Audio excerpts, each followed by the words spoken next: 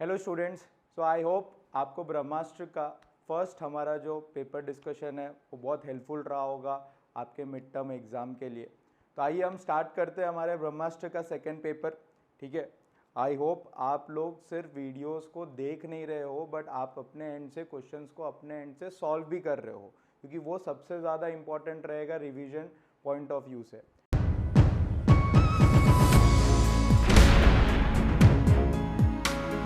ठीक है, तो स्टार्ट करते हैं। Which of the following binary mixture will have same composition in liquid and vapour phase. तो जब बात होती है सेम कॉम्पोजिशन की, यानी वो एजियोट्रोपिक सॉल्यूशन की बात करता है, तो जो स्पेसिफिकली एजियोट्रोप्स हमारे पास प्रेजेंट रहते हैं वो दो तरीके के एजियोट्रोप्स होते हैं। एक जो मैक्सिमम बॉइलिंग पॉइंट शो कर रहे होते हैं, ठीक है, जो नेगेटिव डेविएशन वाले हो जाते हैं, और एक जो होते हैं वो मिनिमम बॉइलिंग पॉइंट एजियोट्रोप्स होते हैं जो पॉजिटिव डेविएशन शो करते हैं राउल्ट्स लॉ से। आई होप ये एनसीईआरटी का बहुत इंपॉर्टेंट यूनिट है एमसीक्यू पर्सपेक्टिव से, स्पेशली एजियोट्रोप्स कॉम्पोजिशंस अगर लिक्विड और वेपर फेज में सेम रहता है तो वैसे मिक्सचर्स को हम एजियोट्रोप्स बोलते हैं, और इनको नॉर्मल फ्रैक्शनल डिस्टिलेशन से हम सेपरेट आउट भी नहीं कर सकते। तो हमारे पास जो एग्जाम्पल्स होंगे उन सब पार्ट के, तो वो देखते हैं। तो बेंजीन और टॉलिन तो आइडियल सॉल्यूशन फॉर्म कर रहा होता है, तो वो तो कंसिडर होगा नहीं। वाटर एंड नाइट्रिक एसिड, बिल्कुल ये एग्जाम्पल है नेगेटिव डेविएशन का, जो maximum boiling point azeotrope show कर रहा होता है।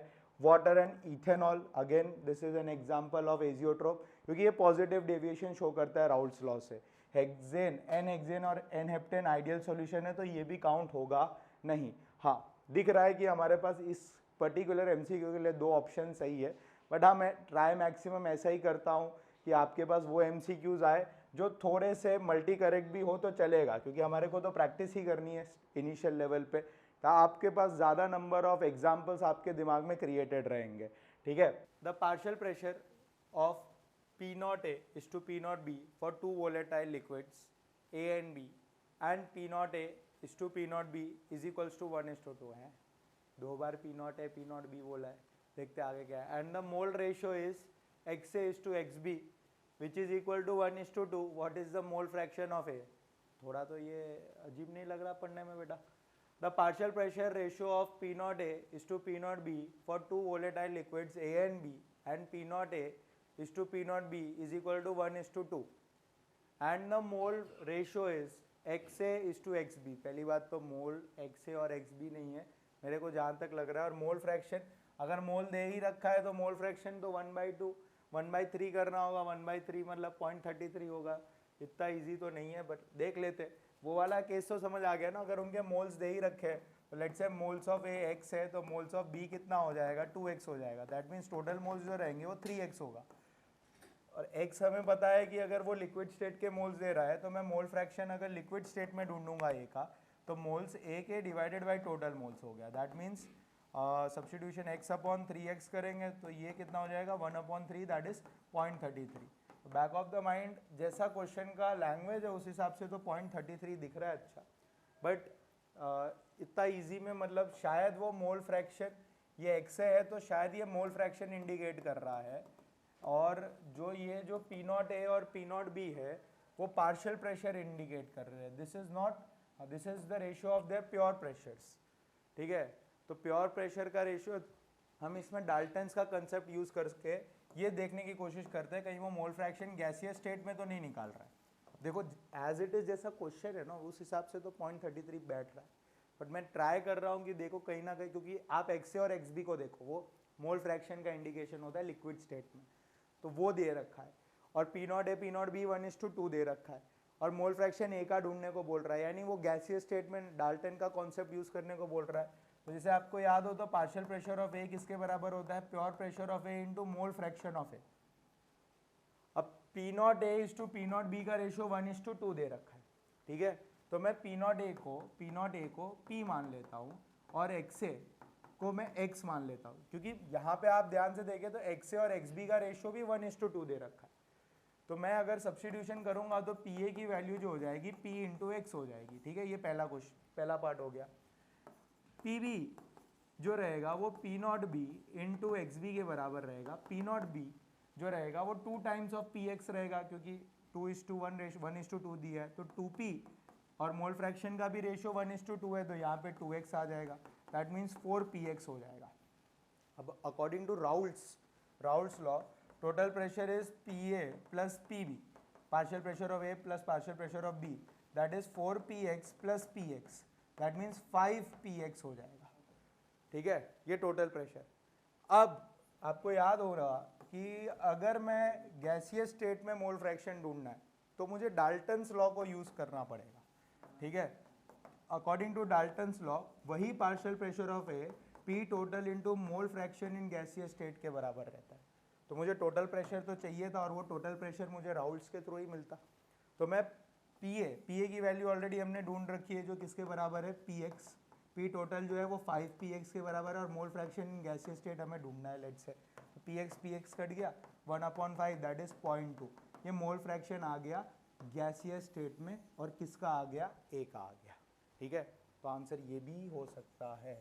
ठीक है, तो जिस लैंग्वेज है उस हिसाब से हम देख रहे हैं। ठीक है, पर मुझे जहाँ तक लग रहा है वो XA और XB को मोल फ्रैक्शन बोलना चाह रहा था, कट वट गया होगा या थोड़ा कुछ इनकम्प्लीट होगा क्वेश्चन, तो 2 टाइप्स में ये जा रहा होगा। मोर अप्रोप्रिएट चैलेंजिंग यही है, तो हम हार्डर चैलेंज को पिक करते हैं, तो यही ऑप्शन रहे, यही क्वेश्चन के हिसाब से 0.2 रहेगा, क्योंकि इसमें ज़्यादा, यहाँ अगर आप मोल्स मान ले तो बेटा करना ही क्या था, दोनों को डिवाइड ही करना था और वो 0.33 लाना था। ठीक है, चलो आगे बढ़ते हैं नेक्स्ट क्वेश्चन पे। The freezing point of 0.01 molarity KCl solution is -2 degree Celsius. If BaCl2 is completely ionized, what will be the freezing point of 0.01 molarity BaCl2? तो देखो यहाँ पे आपको देख रहे हैं तो हमें पहले से ही ऑलरेडी फ्रीजिंग पॉइंट दे रखा है। तो पहले तो मैं delta TF is equals to I into KF into molality को यूज़ कर रहा हूँ। ध्यान देना है, जब भी हम कंप्लीट रिवीजन सॉल्यूशन का पढ़ रहे होते हैं, सॉल्यूशन चैप्टर का, तो हमेशा वेंट ऑफ फैक्टर के साथ ही किसी इक्वेशन को इंसर्ट करा जाता है। तो KCl के लिए आई की जो वैल्यू है, नंबर ऑफ आयंस डिसोसिएटेड, वो 2 रहेगी। तो हमें फर्स्ट डेटा से हमें KF की वैल्यू फाइंड हो जाएगी, तो -2, ध्यान देना इसकी यूनिट डिग्री सेल्सियस है, तो 2 into KF into molality, molarity 0.1 दे रखी है, हालांकि वो मोलैरिटी दे रखी है, बट मैंने पहले भी आपको कई बार बताया इस चीज़ को कि जब हमारे पास सॉल्यूशन की बात होती है तो सॉल्यूट जो रहता है वो सॉलिड स्टेट में रहता है, तो उसका वॉल्यूम इतना इम्फेसाइज नहीं रहता है, तो वेट ऑफ सॉल्वेंट और वॉल्यूम ऑफ सॉल्यूशन दोनों सेम रहता है जस्ट बिकॉज ऑफ वाटर। तो अगर हम यहाँ से KF को काउंट करेंगे तो मेरी जहाँ तक मैथ्स बोल रही है ये प्लस का ही होगा बेटा, क्योंकि डेल्टा TF में T0 माइनस TS होता है। ठीक है, बल्कि डेल्टा TB में TS माइनस T0 रहता है। तो हम जब सब्स्टिट्यूट करेंगे तो वो 2 प्लस का 2 आएगा, तो KF की वैल्यू 2 कितनी बनेगी हमारे पास, तो 1/0.01 दैट इज 100 यूनिट हो जाएगी डिग्री सेल्सियस। और मोलैलिटी का मतलब होगा मोल kg मोल इनवर्स। ठीक है, मोलैलिटी का इन्वर्स यानी kg मोल इनवर्स। ओके, तो ये हमारे पास KF की वैल्यू आ गई। अब इस KF की वैल्यू को मुझे सेकेंड वाले पार्ट में यूज़ करना है। तो अगर आप ध्यान से देखें तो BaCl2 के लिए बात कर रहा है, तो BaCl2 के लिए I की वैल्यू 3 है। ठीक है, same formula, delta TF is equals to I into KF into molality. Molality हमारे पास अभी भी सॉल्यूशन का 0.01 है, इंटू 100 करना है, इंटू 3 करना है। तो अगर आप ध्यान से देखें तो ये 3 हो जा रहा है, ये डेल्टा TF मतलब डिप्रेशन इन फ्रीजिंग पॉइंट। पर हमें क्या ढूंढना है, फ्रीजिंग पॉइंट ऑफ सॉल्यूशन ढूंढना है, यानी TS फाइंड करना है। जैसे इस क्वेश्चन में हमें TS दे रखा था -2, मुझे पता है प्योर वाटर के लिए 0 है, 0 माइनस -2 करेंगे तो कितना आएगा 2, दैट्स वाई डेल्टा TF को हम क्या सब्स्टिट्यूट करे थे, 2 सब्स्टिट्यूट करेंगे। तो सिमिलरली यहाँ पे भी T0 माइनस TS की वैल्यू 3 हो जाएगी, तो T0 0 minus TS is equals to 3, सारा खेल डिग्री सेल्सियस में ही करना है, तो TS is equals to -3 degree Celsius. तो हमारा आंसर क्या हो जाएगा बेटा, -3 डिग्री सेल्सियस। यहाँ ध्यान देना है हमें कि डेल्टा TF हमेशा depression in freezing point indicate करता है। क्या इंडिकेट करता है, डिप्रेशन इन फ्रीजिंग पॉइंट। जो किसका डिफरेंस रहता है, freezing point of pure solvent minus freezing point of solvent but in case of solution. ठीक है, आगे बढ़ते। The osmotic pressure of 0.1 molarity aqueous solution of acetic acid having pH 2 at temperature T is। तो हमें एक osmotic pressure का question है, तो फॉर्मूला तो पहले हमें सबसे पहले formula pi is equals to ICRT का एक्नॉलेजमेंट होना चाहिए। अगर आप ध्यान से क्वेश्चन देखेंगे तो इस क्वेश्चन में थोड़ा ट्विस्ट है। ट्विस्ट इस बात पे है कि सभी लोग मोलारिटी तो पकड़ पा रहे हैं कि मोलारिटी दैट इज कंसंट्रेशन तो डायरेक्टली दे रखा है, हमें टेम्परेचर का टेंशन नहीं लेना है क्योंकि आरटी के फॉर्म में ही आंसर बताना है। तो पाई इज इक्वल्स टू आई, सी की वैल्यू 0.5 हो गई और आरटी का यहाँ सब्स्टिट्यूशन हो गया। अब जो सबसे इंपॉर्टेंट होता है आई वेंट ऑफ फैक्टर, वो हमें ढूंढना है। तो हमें एक फॉर्मूला पता होना चाहिए, i is equals to 1 plus n minus 1 alpha, जहाँ alpha stands for degree of dissociation. क्योंकि एसिटिक एसिड एक्वस स्टेट में है तो डिसोसिएशन टेक्स प्लेस। अगर यही एसिटिक एसिड बेंजीन या कोई ऑर्गेनिक सॉल्वेंट में हो रहा होता तब एसोसिएशन होता, तब हमारे पास ये फॉर्मूला आई का चेंज हो गया होता। एसिटिक एसिड के लिए N की वैल्यू 2 रहती है, 2 आयंस में डिसोसिएट होता है, एसीटेट आयन और H+ में बेटा, ठीक है। अब उसने pH की वैल्यू दे रखी है, तो pH अगर आपको 11 स्टैंडर्ड में पुराने पाप आपके याद हो तो मैं क्या लिख सकता था, अगर थोड़ा भी बहुत अगर आप रिकॉल कर पा रहे होगे तो हम लिख सकते थे C alpha is equals to pH, ठीक है। H+ का कंसेंट्रेशन में मैं लिख सकता था C alpha is equals to H+ concentration, H+ का जो कंसेंट्रेशन होता था वो C अल्फा होता था, ठीक है। तो pH की वैल्यू जो है वो 2 है, pH खुद किसके बराबर होता है, तो minus log of H+ is equals to 2, ठीक है। तो H+ की जो वैल्यू हो जाएगी वो हो जाएगी 10 की पावर -2, ठीक है, माइनस साइन उधर जाएगा और एंटी लॉग निकलेगा तो वहाँ हो जाएगा। अब मैं इसको यहाँ सब्स्टिट्यूट करके अल्फा निकाल सकता हूँ क्योंकि n की वैल्यू तो मुझे पता है, तो I is equals to 1 plus number of ions 2 - 1 और अल्फा सब्स्टिट्यूट करना है। तो लेट्स सी क्या वैल्यू आ रही है, तो 10 की power -2 is equals to C की वैल्यू कंसंट्रेशन 0.5 है, तो 0.5 मतलब 5 इंटू 10 की पावर -1 इंटू अल्फा, ठीक है। सॉल्व करेंगे तो एक माइनस से माइनस उड़ गया, तो 1/5 इंटू 10 की power -1 is equals to alpha. 1/5 खुद 0.2 रहता है, इंटू 10 की power -1 is equals to alpha, तो अल्फा की वैल्यू हो जाएगी 0.02, alpha will come out to be 0.02। अब मैं यहाँ सब्स्टिट्यूट करूँगा तो i is equals to 1 plus 0.2 into 1 0.02, actually देखने जाए तो यहाँ कितना क्रिएट हो रहा होगा 0.02 इंटू 1, तो i is equals to 1 plus 1.002, ठीक है। ज़्यादा ज़ीरो आ गए क्या, हाँ एक ज़ीरो ज़्यादा आ गया, तो थोड़ा सा इरेजर में दिक्कत हो रही है, ठीक है। 1 प्लस अल्फा और यहाँ पे 0.02 हो जाएगा, तो ये हो जाएगा 1.02, ठीक है। मैं इस आई को यहाँ सब्स्टिट्यूट करता हूँ तो पाई इज इक्वल्स टू 1.02, 0.5 को मैं 1/2 लिख सकता हूँ, बिल्कुल लिख सकते हैं सर। तो यहाँ पे मैंने जैसे ही 1/2 लिखा तो मैं इसको यहाँ सब्स्टिट्यूट करूँगा तो 0.51 आ जाएगा, कितना आ जाएगा बेटा 0.51। तो चेक करते हैं 0.51 वाला कौन सा है, तो 0.51 RT। थोड़ा 11th के कंसेप्ट रिलेटेड था तो थोड़ा सा ये लगेगा आपको, बट ये करना पड़ेगा क्योंकि हमारी एनसीईआरटी में इस कंसेप्ट रिलेटेड और बोर्ड में इस कंसेप्ट रिलेटेड क्वेश्चंस आए हैं, ठीक है। तो एसिटिक एसिड के पीएच के बेसिस पे मैंने उसका H+ का कंसंट्रेशन का जो एक्सप्रेशन रहता है वो C अल्फा रहता है। अब वही pH दे रखा है तो pH 2 के बराबर है, that is minus log H+ 2 के बराबर है, तो H+ का कंसंट्रेशन 10 की पावर -2 है, ठीक है। डन, आगे बढ़ते नेक्स्ट क्वेश्चन पे। विच of the following have maximum boiling point, तो मैक्सिमम बॉइलिंग पॉइंट बोल रहा है, तो पहले तो मुझे पता होना चाहिए बॉइलिंग पॉइंट की बात कर रहा है तो delta TB is equals to I into KB into molality की बात है। डेल्टा TB खुद किसके बराबर होता है, TS - T0, ठीक है। सारे के सारे सॉल्यूशन ये अज्यूम करेंगे कि वाटर में है, एक्वस स्टेट में सब लोग प्रेजेंट है, सभी के सब, तो यानी सबके लिए जो प्योर बॉइलिंग पॉइंट रहेगा वो वाटर का ही कंसिडर्ड होगा। सिर्फ सॉल्यूट के अमाउंट पे किस चीज़ का बॉइलिंग पॉइंट चेंज हो रहा होगा, सॉल्यूशन का। तो जितनी ज़्यादा आई की वैल्यू होगी उतना ज़्यादा सॉल्यूशन का बॉइलिंग पॉइंट रहेगा, ठीक है, क्योंकि मोलालिटी अगर आप सारे केसेस में देखोगे तो वो सेम ही आ रही है। तो देखते हैं, लेट्स से ग्लूकोज, तो ग्लूकोज नॉन इलेक्ट्रोलाइट सॉल्यूट रहता है, दैट मीन्स आई की वैल्यू 1 है। आयंस का काउंट गिनना है तो बेटा शॉर्ट ट्रिक ये होती है कि आप आयंस को आइडेंटिफाई कर लो। तो Na2SO4 मतलब सोडियम सल्फेट होता है, तो सोडियम 2 है और सल्फेट पूरा 1 है, तो आई की वैल्यू टोटल 3 हो जाएगी। C6H12O6 हमें पता है ऑलरेडी वो ग्लूकोज ही है तो वो रिपीट हो रहा है, तो आई वहाँ पे भी 1 है। KCl में K1 है, Cl 1 है, दैट मीन्स आई की वैल्यू 2 है। तो आप देख पा रहे हो सीधे सीधे कि सबसे मैक्सिमम आई बी केस में है, तो उसका बॉइलिंग पॉइंट सबसे ज़्यादा होगा। आगे बढ़ते हैं नेक्स्ट पार्ट में। The solution of 6.9 gram of a non ionic substance. Non ionic substance का मतलब ये होता है कि आई को हमें 1 कंसिडर करना है, इसे नॉन इलेक्ट्रोलाइट सॉल्यूट है वो। In 100 gram of water is freezed at -0.93 degree Celsius. अब देखिए फ्रीज्ड वो -0.93 पे हो रहा है, दैट डजंट मीन्स उसकी डेल्टा TF की जो वैल्यू है वो -0.93 है, ऐसा बिल्कुल नहीं। ये उसका फ्रीजिंग पॉइंट है, बट किस केस में, सॉल्यूशन में, जो वैल्यू कितनी है -0.93।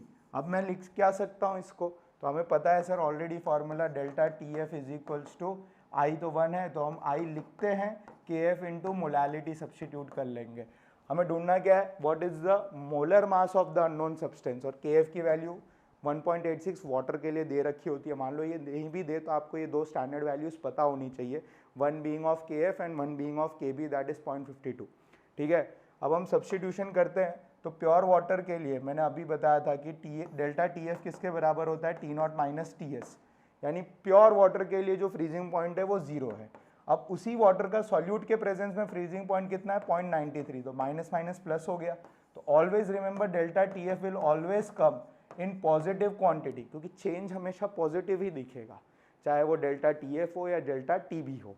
ठीक है, क्योंकि यहाँ RHS में अगर आप कोई भी क्वांटिटी देखेंगे वो नेगेटिव नहीं हो सकती, डिसोसिएशन 0 से कम नहीं हो सकता, आई की वैल्यू कभी भी नेगेटिव में नहीं जा सकती, मोलालिटी कभी नेगेटिव नहीं हो सकती, और कांस्टेंट तो हमेशा पॉजिटिव ही रहते हैं। ठीक है, तो यहाँ पे अगर मैं ध्यान दूँ तो आई तो 1 है, KF 1.86 यूज़ करना है, molality weight of solute, molality को मैं फर्दर कैसे लिख सकता हूँ, weight of solute divided by क्या लिखा जाएगा, molecular mass into weight of solvent, weight of solvent. अगर वेट ऑफ सॉल्वेंट ग्राम में है, जैसे यहाँ वाटर का ग्राम में दे रखा है, तो ऊपर 1000 फ्री में ऐड हो जाएगा। तो हम वेट ऑफ सॉल्यूट को देखते, तो 6.8 है, वाटर का जो वेट है सॉल्वेंट का वो 100 है, इंटू 100 कर देंगे, ये 2 0 से 2 0 कैंसिल आउट हो गए। ठीक है, मॉलिक्यूलर मास जो है वो नीचे आ जाएगा, तो ये जो नीचे आया वो अल्टीमेटली उधर ट्रांसपोज हो जाएगा, तो हम लिख सकते हैं molecular mass is equals to 1.86 into 6.8, एक 10 रिमेनिंग है, अब 0.93। अगर थोड़ी सी मैथ्स अच्छी हो, आपकी दिख रही हो, बिना कैल्सी के भी ये पार्ट सॉल्व हो जाएगा, तो 0.93 का ट्वाइस है 1.86। ठीक है, तो ट्वाइस से तो वो चीज़ सॉर्ट आउट हो गई, तो 68 को 2 से मल्टीप्लाई करना बच गया, तो 68 को 2 से मल्टीप्लाई करेंगे तो मेरी मैथ्स जहाँ तक 136 दे रही है, आपकी भी वही देनी चाहिए। तो मॉलिक्यूलर मास कितना हो जाएगा बेटा, 136। ठीक है, it was a good question, जहाँ आपको फॉर्मूले को प्रॉपरली ओपन करके उसको सब्स्टिट्यूट करना है, ऐसे क्वेश्चन आते हैं और हमारी प्रैक्टिस ज़रूर होनी चाहिए। ठीक है, आगे बढ़ते। If the standard potential of M, N, O, P and Q half cell are in increasing order in the standard condition, then on attaching which of the two half cell will produce maximum potential। तो maximum potential generate करना है, इन 4-5 लोगों को में से किन दो को कनेक्ट करूंगा तो मैक्सिमम पोटेंशियल जनरेट होगा। तो जो मैक्सिमम पोटेंशियल जनरेट होगा वो E0 सेल रहेगा। E0 सेल की वैल्यू किसके बराबर होती है बेटा, E0 reduction of cathode minus E0 reduction of anode. तो हम ये बोल सकते हैं कि E0 सेल मैक्सिमम तब रहेगा जब E0 रिडक्शन मिनिमम रहे और E0 रिडक्शन कैथोड वाला वो मैक्सिमम रहे, तभी तो डिफरेंस क्या आएगा, मैक्सिमम। E0 रिडक्शन एनोड का वो मिनिमम रहे और E0 रिडक्शन कैथोड का वो मैक्सिमम रहे। तो अगर ये चीज़ इंक्रीजिंग ऑर्डर में दे रखी है, इंक्रीजिंग ऑर्डर लेट से ये 1 वोल्ट है, ये 2 वोल्ट है, ये 3 वोल्ट है, ये 4 वोल्ट है और ये 5 वोल्ट है, तो सबसे मिनिमम कौन है, तो वो M है सर, और सबसे मैक्सिमम कौन है सर, वो Q है। तो हमें सेटअप में कैसे करना है, तो जो मैक्सिमम वाला होगा, जिसका मैक्सिमम रिडक्शन पोटेंशियल होगा, वो बाय डिफॉल्ट कहाँ पे बैठेगा, कैथोड पे, और जिसका रिडक्शन पोटेंशियल सबसे मिनिमम रहेगा वो बाय डिफॉल्ट कहाँ बैठेगा, एनोड पे। और जब दोनों का डिफरेंस निकालेंगे तो E0 सेल मैक्सिमम आएगा। तो मुझे किसको यूज़ करना पड़ेगा, M and Q, that is B option. Okay, ये फॉर्मूला हमें रिडक्शन के बेसिस पे याद रखना बेटर है। बहुत सारे लोग ऑक्सीडेशन के बेसिस पे भी याद रखते हैं, तो वो बहुत ईजी रहता है कन्वर्ट करना, but to be at a personal note मेरी एडवाइस ये रहती है कि एक ही फॉर्मूला याद रखो और कंसेप्ट आप अपने बैक ऑफ द माइंड रख सकते हैं कि reduction potential minus of oxidation potential होता है, ताकि आपको अगर ज़रूरत पड़े तो आप सब्स्टिट्यूट कर दो। ठीक है, आगे बढ़ते हैं। Which of the following reaction does not occur in the galvanic cell. तो हमें ये सेल रिप्रेजेंटेशन दे रखा है, पता होना चाहिए कि सेल रिप्रेजेंटेशन में लेफ्ट हैंड साइड एनोड वाला पार्ट रहता है और सेल रिप्रेजेंटेशन में राइट हैंड साइड कैथोड वाला पार्ट रहता है। कैथोड मतलब जहाँ पे रिडक्शन होता है, कैथोड का साइन इलेक्ट्रोकेमिकल सेल में पॉजिटिव का रहता है और एनोड का साइन माइनस का रहता है। तो अगर आप ध्यान से देखो तो ऑक्सीडेशन हो रहा है, यानी इलेक्ट्रॉन्स लोअर ऑक्सीडेशन स्टेट से हायर ऑक्सीडेशन स्टेट में जा रहे हैं, दैट मीन्स 3 इलेक्ट्रॉन्स लिबरेट कर रहे हैं।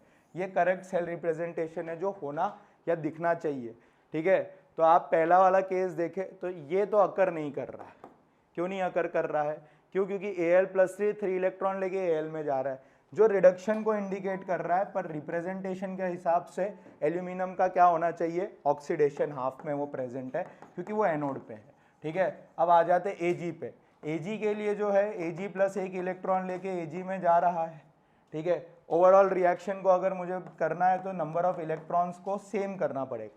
ओवरऑल रिएक्शन को अगर फाइंड करना है तो नंबर ऑफ इलेक्ट्रॉन्स को सेम करना पड़ेगा।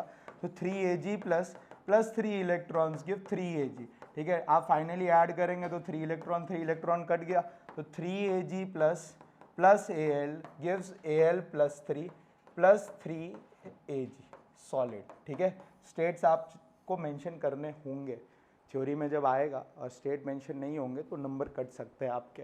ठीक है, तो आप यहाँ ध्यान से देख पा रहे होगे तो ये वाली इक्वेशन है हमारे पास।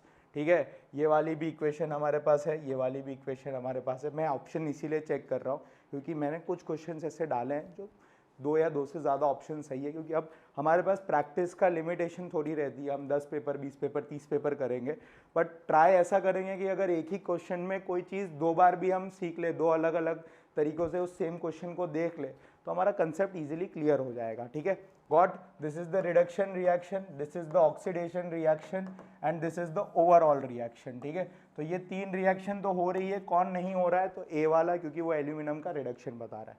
आगे बढ़ते बेटा, what is the unit of specific conductivity. अब ये बहुत इंपॉर्टेंट क्वेश्चन हो जा रहा है। बच्चों की रीडिंग की बहुत लैक ऑफ प्रैक्टिस होने के वजह से वो हमेशा कभी भी क्वेश्चन को कोर तरीके से नहीं देख पाते। अब अगर कंडक्टिविटी की बात आती है तो सबको यही पढ़ा रहता है कि रेजिस्टिविटी, दैट इज रो का उल्टा कंडक्टिविटी होता है, तो इसको हम कप्पा मामा के नाम से जानते हैं, बट ऐसा नहीं है।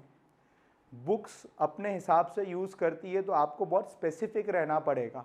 अगर वर्ड स्पेसिफिक कंडक्टिविटी की बात हो रही है, आई रिपीट, अगर स्पेसिफिक कंडक्टिविटी की बात हो रही है, तब हम उसको कंडक्टिविटी का, रेजिस्टिविटी का इन्वर्स दैट इज कप्पा बोलेंगे। ठीक है, वरना नॉर्मल स्टैंडर्ड कंडीशन और टर्मिनोलॉजी के हिसाब से कंडक्टिविटी और कंडक्टेंस दोनों बातें एक ही होती है। ठीक है, तो स्पेसिफिक कंडक्टिविटी की जो यूनिट रहेगी वो ओम इनवर्स, मीटर इनवर्स भी हो सकती है। ठीक है, ओम इनवर्स को हम साइमन भी बोलते हैं, तो या तो वो साइमन मीटर इनवर्स हो सकता है या साइमन सेंटीमीटर इनवर्स होता है। आपको डिराइव करने में कोई भी टाइम नहीं लगेगा। Resistance is equal to rho L by A रहता है। ठीक है, अब मुझे दोनों तरफ रेसिप्रोकल लेना है, तो 1/r इज इक्वल टू 1/रो A बाई एल हो गया।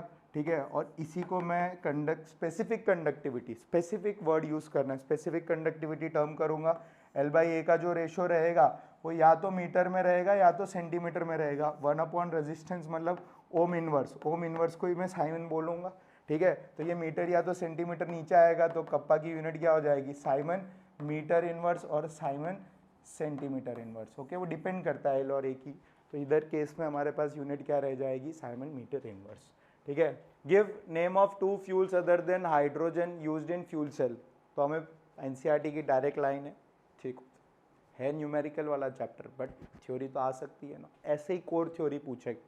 ये लाइन है डायरेक्टली कि हाइड्रोजन के अपार्ट जो हम लोग फ्यूल्स यूज़ कर सकते हैं वो है मीथेन एंड मीथेनॉल। ठीक है, 2 एक बहुत इंपॉर्टेंट नेम उन लोगों ने मेंशन कर रखे हैं NCERT में। अगर आप फ्यूल सेल का पैराग्राफ पढ़ेंगे तो वहाँ पे मीथेन एंड मीथेनॉल आपको देखने को मिलेगा। तो चेक करते हैं कौन सा ऑप्शन है, methane and carbon monoxide, carbon dioxide. I think carbon monoxide और कार्बन डाइऑक्साइड उन्होंने गलत दिया है, तो कोई एक को आप हटा के कार्बन मोनोऑक्साइड या डाइऑक्साइड की जगह हमें ये रिमेंबर करना है कि वो मीथेनॉल यूज़ होगा, ठीक है। ओके, होता है मिसप्रिंट कभी कभी हो जाती है, ठीक है। आगे बढ़ते हैं। How much current in coulombs is required to decrease 1 mole of Cr2O7-2 in the following reaction. तो आप ध्यान से देखो तो ये रिएक्शन ऑलरेडी बैलेंस्ड है, तो जब भी ऐसे टाइप के क्वेश्चन आते हैं तो मुझे नंबर ऑफ इलेक्ट्रॉन्स को चेक करना रहता है। तो आप बहुत इजीली देख पा रहे हैं कि हमारे पास जो नंबर ऑफ इलेक्ट्रॉन्स का हेरा फेरी हो रही है वो 6 इलेक्ट्रॉन्स की हो रही है। 6 इलेक्ट्रॉन्स मतलब मैं 6 मोल इलेक्ट्रॉन्स भी बोल सकता हूँ, और 6 मोल इलेक्ट्रॉन्स मतलब होता है 6 × 96500, क्योंकि मुझे पता है कि 1 मोल इलेक्ट्रॉन्स पे कितना चार्ज रहता है, 96500 कूलम्स, अप्रॉक्सीमेटली उतना रहता है। तो सिंपली मुझे 965 का 6 से मल्टीप्लीकेशन करना है।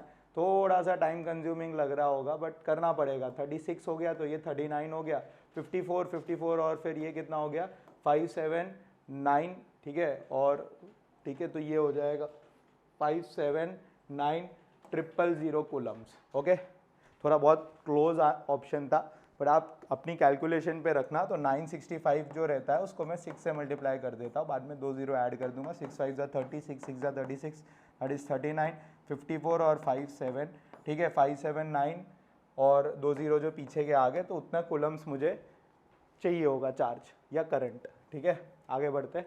When redox reaction stops by achieving equilibrium, then what will be the true for E0 cell of the following reaction? तो हमें इक्विलिब्रियम कंडीशन पे जब आ जाता है तो सबसे पहले हमें पता होना चाहिए इक्विलिब्रियम कंडीशन पे ई सेल, नर्स्ट इक्वेशन के हिसाब से ई सेल की वैल्यू 0 रहती है। सो नर्स्ट बाबा आपको हमेशा याद होने चाहिए कि E cell is equals to क्या रहता है, E0 cell -0.059 upon n factor log QC, ठीक है। पर अगर मैं इक्विलिब्रियम की बात करूंगा तो मैं स्पेसिफिकली उसे KC बना दूंगा और ई सेल को 0 रख दूंगा। यानी ये क्वांटिटी जो माइनस है उनमें से दोनों में से एक क्वांटिटी इधर आएगी, तो उसे रीराइट करके E0 cell is equals to 0.059 upon n factor. Let's check n factor क्या है रिएक्शन का। तो n फैक्टर में कंफ्यूज नहीं होना है, आप आइदर ऑफ द एनोड या जिसका ऑक्सीडेशन हो रहा है या जिसका रिडक्शन हो रहा है उस पर बैठ के देखो कि क्या हो क्या रहा है। तो अगर आप ध्यान से देखोगे तो एल्यूमिनियम पे +1 0 चार्ज है और यहाँ जा रहा है तो +3 चार्ज है, ठीक है। तो यानी जो चेंज इन इलेक्ट्रॉन्स का स्टेट हो रहा है वो एग्जैक्टली 3 है, बट नंबर ऑफ एटम्स कितने हैं, 2। तो एक के लिए 3 है तो 2 के लिए कितना हो रहा होगा, 6 इलेक्ट्रॉन। यानी अगर आप जिसका ये तो ऑक्सीडेशन है, जिसका रिडक्शन भी देखेंगे ना वहाँ पे भी सेम ही इलेक्ट्रॉन्स आएंगे। तो वेरीफाई करते हैं, 2 से 0 पे जाना मतलब 2 का चेंज हुआ, बट एक एटम के लिए 2 का है तो 3 के लिए कितना होगा, 6 इलेक्ट्रॉन का। तो n फैक्टर यहाँ पे बिल्कुल 6 बनता हुआ दिख रहा है आपको। आपको पता होना चाहिए सिंपल इक्वेशन से ही मैं QC या KC लिख सकता हूँ। जो भी लोग प्रोडक्ट साइड रहते हैं उनका कंसेंट्रेशन मैं ऊपर रखूंगा और जो रिएक्टेंट साइड रहते हैं उनका कंसेंट्रेशन नीचे लिखूंगा। और इक्विलिब्रियम ने ये बात पढ़ी है कि प्योर सॉलिड और प्योर लिक्विड का हम कंसेंट्रेशन कंसिडर नहीं करते। तो मैं जो KC की वैल्यू सब्स्टिट्यूट करूंगा वो Al+3 ट्वाइस और Cu+2 होल थ्राइस लिखूंगा। तो ये यहाँ पे सब्स्टिट्यूट हो जाएगा, दैट मीन्स Al+3 का स्क्वायर डिवाइडेड बाय Cu+2 का क्यूब, ठीक है। तो चेक करते हैं कौन सा ऑप्शन हमें मैच कर रहा है। देखो पावर बहुत इंपॉर्टेंट है, पावर के बिना वाले भी ऑप्शन है जो गलत है, जो डेफिनेटली गलत है। तो आप सभी देख पा रहे होगे कौन सा आंसर राइट होगा, सी। चैट बॉक्स में इंटरेक्ट करो, आपका इंटरेक्शन बहुत हेल्पफुल रहेगा आप खुद के लिए, ठीक है। आप जितना ज़्यादा इंटरेक्ट करेंगे क्वेश्चंस में उतना आप कनेक्ट कर पाएंगे, ठीक है। मैं कोई मूवी तो नहीं दिखा रहा जो आप मूवी देख रहे हैं बस सुन रहे हैं, ठीक है। तो इंटरेक्शन बहुत इंपॉर्टेंट रहता है क्वेश्चंस के ऊपर पे। If the initial concentration is reduce to 1/4 in a zero order reaction, the time taken for half of the reaction to complete is, तो जीरो ऑर्डर के लिए बोला है कि if the initial concentration is reduced to 1/4 in a zero order reaction, ठीक है। अच्छा इसमें तो the time taken initial, तो T12 जीरो ऑर्डर के लिए T12 का फॉर्मूला जो रहता है A0/2K रहता है, ठीक है। जो किससे डिराइव्ड रहता है कि T = x/T होता था।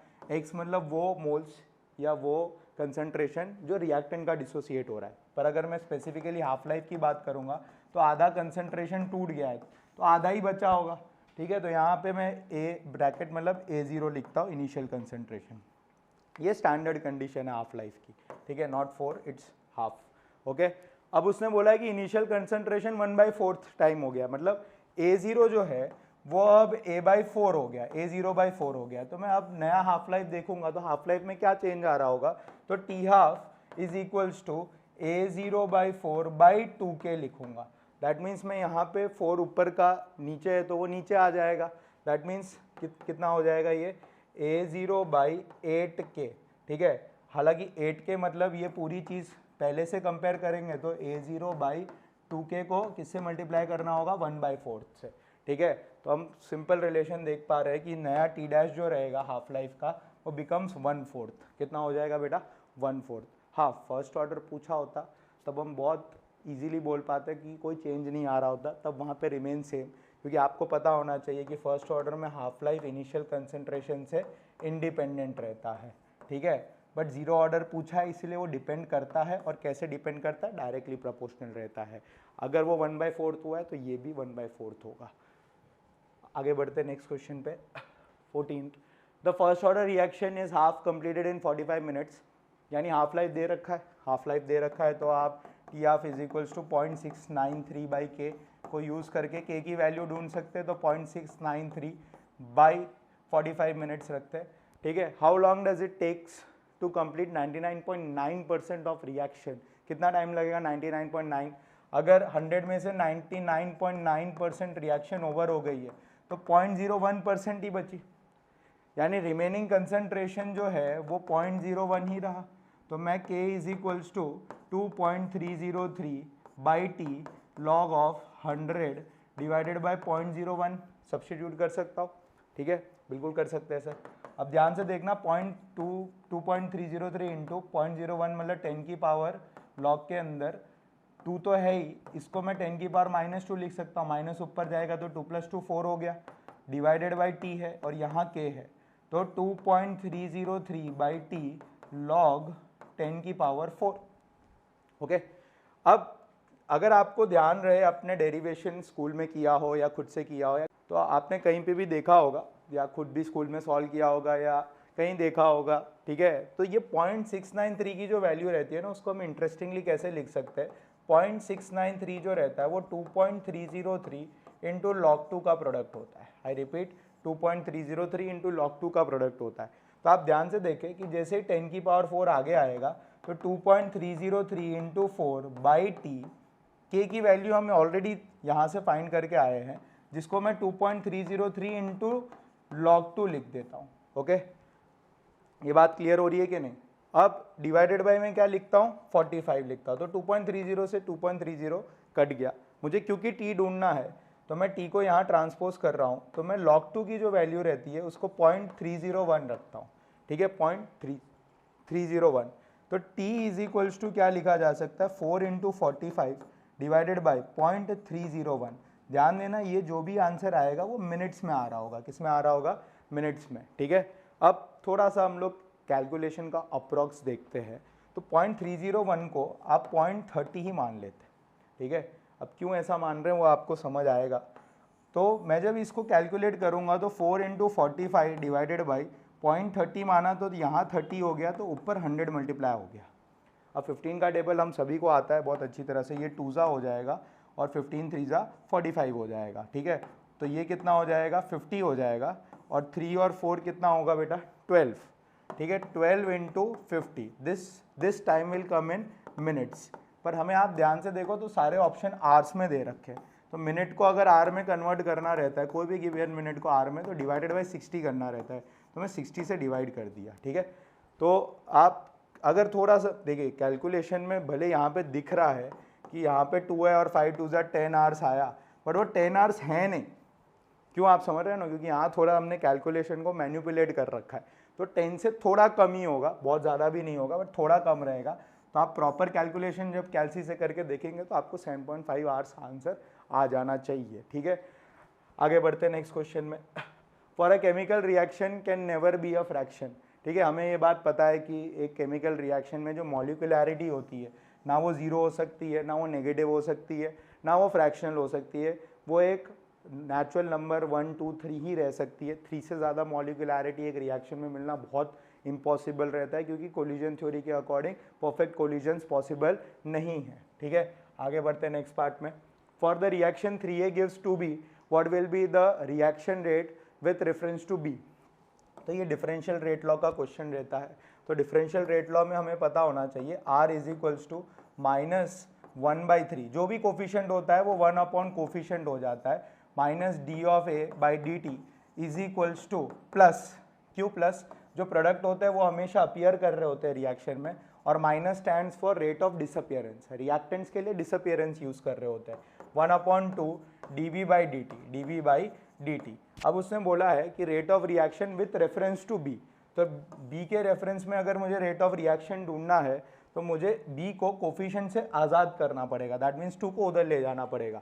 तो अगर आप ध्यान से देखो तो ये दो इक्वेशंस को मैं इक्वेट कर रहा हूँ, तो dV बाई डी टी की जो वैल्यू हो जाएगी वो exactly -2/3 dA by D T substitute करा जाएगा। क्या सब्सटीट्यूट करा जाएगा? dA by D T. Done. ठीक है, तो देखते कौन सा ऑप्शन है हमारे पास, सबको साफ साफ दिख रहा है, वो बी ऑप्शन रहेगा। ओके, आगे बढ़ते। What will be the order of reaction if half life of a reaction is halved by making initial concentration of reactant doubled? ठीक है, तो ये बहुत अच्छा क्वेश्चन है। अगर आप ध्यान से देखें, what will be the order of reaction, order of reaction ढूंढना है जहाँ half life of the reaction is halved by making initial concentration of the reactant doubled। तो हमें एक डायरेक्ट जनरल बात पता होनी चाहिए कि T half is directly proportional to A0 1 minus n। now what is A0? तो A0 indicates initial concentration, ये बहुत इंपॉर्टेंट फॉर्मूला है बेटा, तो इसको ज़रूर नोट कर लेना अपने नोट्स में। और n जो रहता है वो ऑर्डर ऑफ रिएक्शन बता रहा है। ठीक है, तो अभी आप कंडीशन को इमेजिन करते हो, तो कंडीशन क्या है? तो पहले स्टेट में तो कुछ भी चेंज नहीं किया, कुछ भी चेंज नहीं किया है, यानी गिवन इनिशियल कंसंट्रेशन में हाफ लाइफ फलाना कुछ हाफ लाइफ होगी, वो देख लेंगे। अब किया क्या है नेक्स्ट उसमें कि हाफ लाइफ जो है वो हाफ हो गई है by making initial concentration of reactant double. तो यानी चेंज ये किया है कि A0 जो है वो 2A0 हो गया है, जिसके वजह से हाफ लाइफ जो है, जो नई हाफ लाइफ है वो क्या हो गई है, T हाफ डैश है, वो पहली हाफ लाइफ की हाफ हो गई है। ये कंडीशन सब रीड कर पा रहे हैं ना? What will be the order of reaction if the half life of the reaction is half by making initial concentration of reactant double. तो मैं अब वैल्यू इसी इक्वेशन में सब्स्टिट्यूट करूंगा बट टी डैश के साथ। तो T dash half is equals to 2A0 1 minus n। Okay, अब दोनों को मैं डिवाइड कर देता हूँ। तो अगर आप रेशियो लोगे तो इसको टी हाफ से डिवाइड करने पे यहाँ पे आ जाएगा A0 1 minus n। Base same है, बेस डिफरेंट है, पावर सेम है, तो मैं उसको क्या सब्स्टिट्यूट करता हूँ 2 की पावर 1 माइनस n। अब ये टी डैश है किसके बराबर? अल्टीमेटली टी हाफ बाई 2 के बराबर है, डिवाइडेड बाई टी हाफ। तो टी हाफ कट गया, that means we can write is 1/2 is equals to 2 की पावर 1 माइनस n। अगर आप ध्यान से देखें तो 2 को ऊपर रेसिप्रोकल लूंगा तो 2 माइनस 1 इज इक्वल्स टू 2 की पावर 1 माइनस n। इसको सब्स्टिट्यूट में जब करूंगा तो बेस सेम है तो पावर भी सेम होनी चाहिए। -1 is equals to 1 minus n है, n ढूंढना है तो n उधर चला जाएगा, तो 1 + 1 कितना हो गया बेटा? 2। यानी कौन सी ऑर्डर ऑफ रिएक्शन होगी? सेकेंड ऑर्डर रिएक्शन रहेगी। ठीक है, देखो फर्स्ट ऑर्डर तो ऐसे ही एलिमिनेट हो जाता, कि मैंने आपको अभी पहले ही बताया था कि इनिशियल कंसंट्रेशन पर डिपेंड ही नहीं करता, जीरो में वो डायरेक्ट रिलेशन रखता है। ठीक है, थोड़ा बहुत आपने प्रैक्टिस कर रही होती है तो इतना सॉल्व करने की ज़रूरत नहीं पड़ती, हम डायरेक्टली इसी बात पे बता पाते कि अगर कंसंट्रेशन 2 गुना हो रहा है और वो हाफ हो रहा है तो यानी वो इन्वर्सली डिपेंड कर रहा है। ठीक है, और इन्वर्सली में भी 1 पावर पे डिपेंड कर रहा है, मतलब स्क्वायर पावर नहीं है या क्यूब पावर नहीं है। ठीक है, तो वहाँ पे से भी हम पिक करते हैं कि n की वैल्यू 2 होती है। ठीक है, वो प्रैक्टिस जैसे जैसे हम करते जाएंगे, जैसे जैसे क्वेश्चन बनाते जाएंगे, आपको खुद ही समझ आते रहेगा। अब नेक्स्ट आ जाओ, identify the correct order of ionic radii. D block में आयनिक रेडियाई होता है, हमें पता है 2 तरीके से आयनिक रेडियाई का ट्रेंड हम देखते हैं। ठीक है, एक तो रहता है अलॉन्ग द पीरियड, जहाँ पे मैं स्कैंडियम, टाइटेनियम, वेनेडियम और क्रोमियम तक की बात, इन लोगों तक की बात करूँगा, तब तो वहाँ पे जो मेरे पास रहता है, वहाँ पे क्या रहता है बेटा कि Z इफेक्टिव जो रहता है वो ज़्यादा रहता है compare to repulsive force, repulsion के कंपैरिजन में। ठीक है, अब जब मैं मैग्नीज की बात करूँगा तो मैग्नीज जो है वो अपने अगल बगल वालों से ज़्यादा ही एटॉमिक रेडियाई रखता है। ये मैं NCERT के डेटा के हिसाब से बता रहा हूँ आप लोगों को। ठीक है, तो नेक्स्ट जो नेक्स्ट केस रहता है उसमें आयरन कोबाल्ट और निकल, जो ये तीन रहते हैं उनके एटॉमिक रेडियाई ऑलमोस्ट सेम रहते हैं, क्योंकि जेड इफेक्टिव और रिपल्सिव फोर्स जो रहता है, रिपल्शन फोर्स रहता है, वो इक्विवेलेंट रहता है। हाँ, बट वहाँ से अब थोड़ा ट्रेंड चेंज हो रहा होता है। ट्रेंड ये चेंज हो रहा होता है कि जो कॉपर और जिंक रहता है उनके एटॉमिक रेडिया लास्ट में इंक्रीज कर जाते हैं यहाँ से, इस पॉइंट से, ठीक है। तो इसका रीज़न इसका उल्टा रहेगा कि वहाँ पे जो इंक्रीज आया वो इसीलिए आया कि फिर से कौन डोमिनेट कर गया, रिपल्सिव फोर्स डोमिनेट कर गया ओवर जेड इफेक्टिव। डन। तो हमें ऑर्डर दिख ही गया कि मैंने पूरा ऑर्डर ही बता दिया आपको। तो हम स्टार्ट कहाँ से कर रहे होंगे, टाइटेनियम से, उसके बाद वेनेडियम रहेगा, उससे कम को कॉपर रहेगा, उसके बाद जिंक रहेगा। तो जो हमारा ऑप्शन रहेगा वो ऑप्शन ए रहेगा। डन। आगे बढ़ते बेटा। The most probable oxidation state of chromium and MO molybdenum. तो क्रोमियम सारे डी ब्लॉक वालों का जो भी कॉमन ऑक्सीडेशन स्टेट रहता है वो +2 तो रहता ही है। स्कैंडियम के अलावा उसका +3 रहता है, एक ही स्टेट में वो एग्जिस्ट कर रहा होता है, और जिंक भी 2 में ही कर रहा होता है। वो दो लास्ट वालों के अलावा जब मैं बात कर रहा हूँ तो क्रोमियम का आपने बहुत सारे एग्जाम्पल देखे होंगे, Cr+3, Cr2O7 -2, ठीक है। तो वहाँ पे जो आंसर रहेगा वो रहेगा 2, 3 और 6। क्रोमियम और मोलिब्डेनम का जो कॉमन ऑक्सीडेशन नंबर रहेगा वो 2, 3 एंड 6 एग्जिस्ट कर रहा होगा। Identify the correct order of oxidising strength. तो ऑक्सीडाइजिंग स्ट्रेंथ जो रहता है वो चार्ज ऑन द मेटल पे डिपेंड करता है कि कितना चार्ज है। जितना ज़्यादा उस पर पॉजिटिव चार्ज रहेगा उतना ज़्यादा वो पीछे की तरफ मूव कर पाएगा, यानी चेंज इन ऑक्सीडेशन नंबर उतना ज़्यादा रहेगा। तो हम अगर आप ध्यान से देखें MnO4 -1 का, तो Mn का जो ऑक्सीडेशन स्टेट रहता है वो +7 रहता है। अब +7 से वो कहाँ जंप कर सकता है, तो बेटा वो +2 पे जंप कर सकता है, यानी चेंज इन ऑक्सीडेशन नंबर +7 से +2 यानी 5 का चेंज रहता है, ठीक है। सिमिलरली अगर मैं क्रोमियम की बात करूँ तो Cr2O7 -2 रहता है, वो Cr+3 में दैट इज +6 से +3 में जंप कर रहा है, यानी चेंज 3 का रह रहा है। 2 में जाता है तो 4 का रह रहा होता। तो जितना ज़्यादा चेंज रहे उतना हमारे को उतना स्ट्रॉन्ग ऑक्सीडाइजिंग स्ट्रेंथ मिल रहा होता है, यानी वो सामने वाले का ऑक्सीडेशन कर रहा होता है, खुद का तो रिडक्शन ही कर रहा होता है। तो इसके हिसाब से हमारे पास जो ऑर्डर रहेगा MnO4- सबसे ज़्यादा, फिर Cr2O7 -2, फिर VO2 +1, ठीक है। वेनेडियम का जो ऑक्साइड रहता है इस केस में +3 स्टेट में दिख रहा है।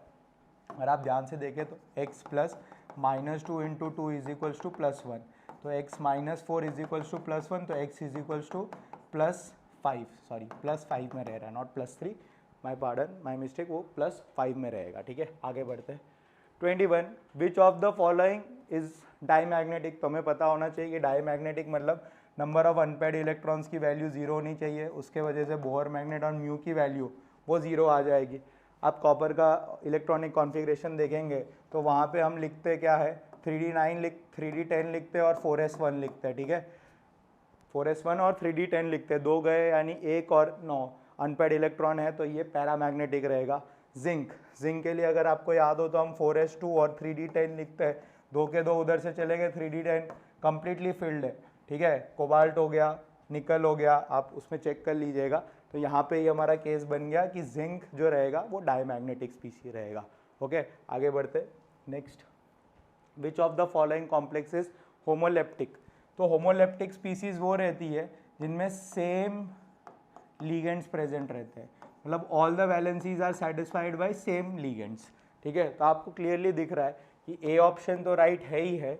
यहाँ पे अगर आप देखें तो 2 डिफरेंट टाइप के लीगेंड्स है, अमोनिया और क्लोरीन, वो नहीं होमोलेप्टिक में आ रहा है, ना डी आ रहा है, तो मल्टी करेक्ट रहेगा। इसमें 2 ऑप्शन पॉसिबल है, ए और सी। बोर्ड में मल्टी करेक्ट नहीं आएगा।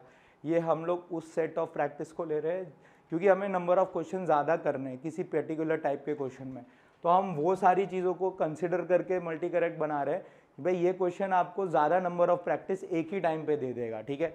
आगे बढ़ते हैं। 23, identify the optically active compounds in the following case. तो देखो, ऑप्टिकली एक्टिव कंपाउंड होने के लिए 2 बातें होती है कि यार एक तो उसके पास प्लेन ऑफ सिमेट्री नहीं होनी चाहिए, प्लेन ऑफ सिमेट्री नहीं एग्जिस्ट करनी चाहिए, और जो मिरर इमेज होता है वो नॉन सुपर इम्पोजिबल होना चाहिए, नॉन सुपर इम्पोजिबल होना चाहिए। What is the meaning of non super imposable? तो जैसे मैं अपने हाथ के ऊपर ये दूसरा हाथ रख रहा हूँ, है तो ये दोनों एक दूसरे के मिरर इमेज, ठीक है, इसका मिरर इमेज यही है, बट इसको जब मैं इस इमेज के ऊपर मेरे दूसरे हाथ पे रख रहा हूँ तो क्या वो सुपर इम्पोज हो रहा है? नहीं हो रहा है। सर आप ऐसे रखो तो हो जाएगा, बेटा पर इसका मिरर इमेज ये तो नहीं पॉसिबल है, तो mirror images non super imposable रहेंगे तो वो ऑप्टिकली एक्टिव रहेगा, ठीक है। तो नॉन सुपर इम्पोजिबल और प्लेन ऑफ सिमेट्री एग्जिस्ट नहीं करनी चाहिए, ठीक है। तो अब इसके लिए सर प्लेन ऑफ सिमेट्री कैसे चेक करेंगे, तो आपको एक चीज़ हमेशा पता होनी चाहिए, जो ट्रांस स्पीसीज रहती है ना उनमें यूजुअली हमें प्लेन ऑफ सिमेट्री बहुत इजीली आइडेंटिफाई हो जाती है। जैसे आप कोबाल्ट का ईएन जो रहता है वो बाइडेंटेड लिगेंड है, तो अगर आप ईएन को देखोगे तो उसको हम कुछ ऐसे बनाएंगे और ऊपर नीचे सीएल और सीएल को मैं ऐसे ड्रॉ कर देता हूँ। तो अगर मैं इस प्लेन के अकॉर्डिंग अलॉन्ग इस मॉलिक्यूल को कट करता हूँ तो आपके पास एक प्लेन ऑफ सिमेट्री एग्जिस्ट कर रही है, तो ये ऑप्टिकली इनएक्टिव है, ठीक है। जो सिस आइसोमर रहता है, हमेशा याद रखना सिस आइसोमर्स हर बार अब ऐसा पॉसिबल नहीं कि सिस वाला ऑप्टिकली एक्टिव ही होगा, कुछ प्लेन ऑफ सिमेट्री हो सकती है, बट इस केस में वो ऑप्टिकली एक्टिव है क्योंकि देखते हैं हम उसमें कोई प्लेन ऑफ सिमेट्री एग्जिस्ट नहीं कर रही होती है, ठीक है। सिस आप सीएल के रिस्पेक्ट में देख सकते हैं, जब 90 डिग्री एंगल पे रहते हैं, यहाँ पे ईएन है और यहाँ पे ईएन ऐसे बैठ रहा है। एक बात याद रखना, बाइडेंटेड लिगेंड्स को जो बॉन्ड्स रहते हैं वो 90 डिग्री पे ही रह सकते हो, ज़्यादा दूर आप एकदम आमने सामने बाइडेंटेड को नहीं रख सकते, एंगल स्ट्रेन आएगा वो टूट जाएगा, ठीक है। तो यहाँ कोई प्लेन ऑफ सिमेट्री नहीं है, तो ये ऑप्टिकली एक्टिव स्पीसी है, ठीक है। 5, ये जो 5 वाला केस है वो A5B वाला केस है। A5B वाले भी ऑप्टिकली इनएक्टिव रहते हैं due to plane of symmetry. यहाँ ध्यान से देखते, ये केस थोड़ा इंटरेस्टिंग रहता है, ठीक है। मैं थोड़ा सा इस क्वेश्चन में एक्स्ट्रा टाइम ले रहा हूँ, मुझे पता है, बट आप इस क्वेश्चन को थोड़ा समझने की कोशिश करिए।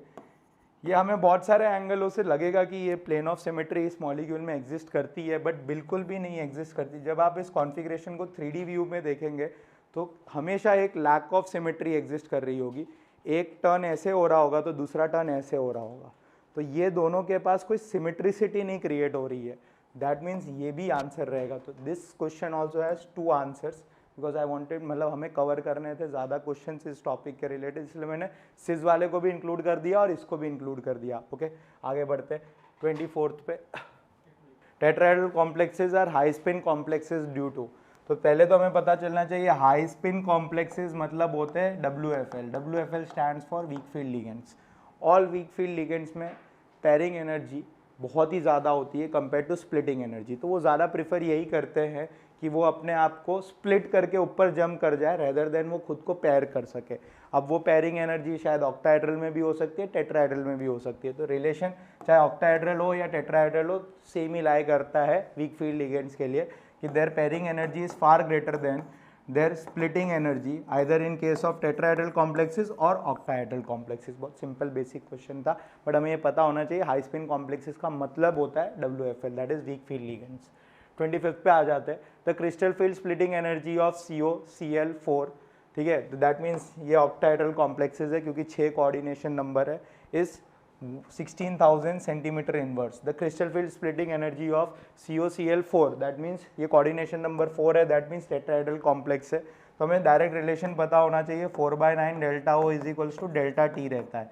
तो मैं वैल्यू सब्सटीट्यूट करूँगा तो 4 × 16,000 डिवाइडेड बाई 9। थोड़ा सा कैलकुलेशन को हम लोग एडजस्ट करने की जहाँ तक मैं ट्राई करता हूँ कि मैं 9 को थोड़ा 10 मान लेता हूँ, तो ये 1600 की रेंज में आ जाएगा। 1600 को 4 से मल्टीप्लाई कर रहे हैं, मतलब मैं इसको 1616 अप्रॉक्सीमेटली इसे 10 मान के ये 0 से 0 कट जाएगा, तो 16 4 हो जाएगा, तो 6 4 24 होता है, तो ये 884 के अराउंड, बट ये है नहीं 84 वाली रेंज से कम का होगा, बट इससे काफ़ी कम, तो दैट मीन्स आंसर क्या हो जाएगा 7111।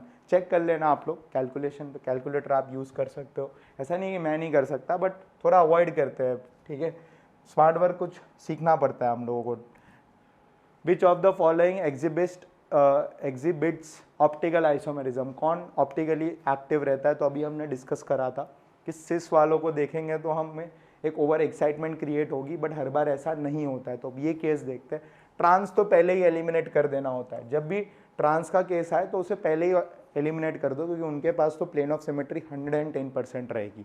बट सिज वाले ये 2 केस है तो आपको दोनों को टिक नहीं करना है, मैं इसीलिए क्वेश्चन को इंक्लूड करा था। क्यों? क्योंकि अगर आप ध्यान से देखोगे तो CO में Cl के रिस्पेक्ट में अगर ये ऑक्टाहेड्रल कॉम्प्लेक्स का मैं स्ट्रक्चर ऐसे बना रहा हूँ तो ये NH3 है, ये NH3 है, ये NH3 है और ये NH3 है। अब कोई ऐसा बोल सकता है कि सर इसमें प्लेन ऑफ सिमेट्री नहीं है, ठीक है, बिल्कुल सही बात है। अगर आप ध्यान से देखने जाओगे तो प्लेन ऑफ सिमेट्री कैसे भी लाई कर सकती है, ठीक है। अगर आप Cl को इस एंगल की जगह इस एंगल पे रखते जहाँ पे वो इधर लाई कर रहा होता, that means Cl and then this comes the NH3 and up goes the NH3 and NH3, मतलब ये स्ट्रक्चर को थोड़ा सा मैं अलग ड्रॉ करता है तो वही चीज़ Cl के रिस्पेक्ट में दोनों Cl 90 डिग्री पे, मतलब वो सिस को होल्ड कर रहा है। बट अगर आप इस मॉलिक्यूल के अलॉन्ग उसको कट करते है तो सिस, this is not trans with respect to chlorine, but अगर आप ऐसे कट करते तो आपके पास एक प्लेन ऑफ सिमेट्री होती, ठीक है। तो स्ट्रक्चर जब बनाओ तो थोड़ी ऐसी पॉसिबिलिटी देखना कि यूनिट एंटेड लिगेंड में फंस जाते हैं लोग।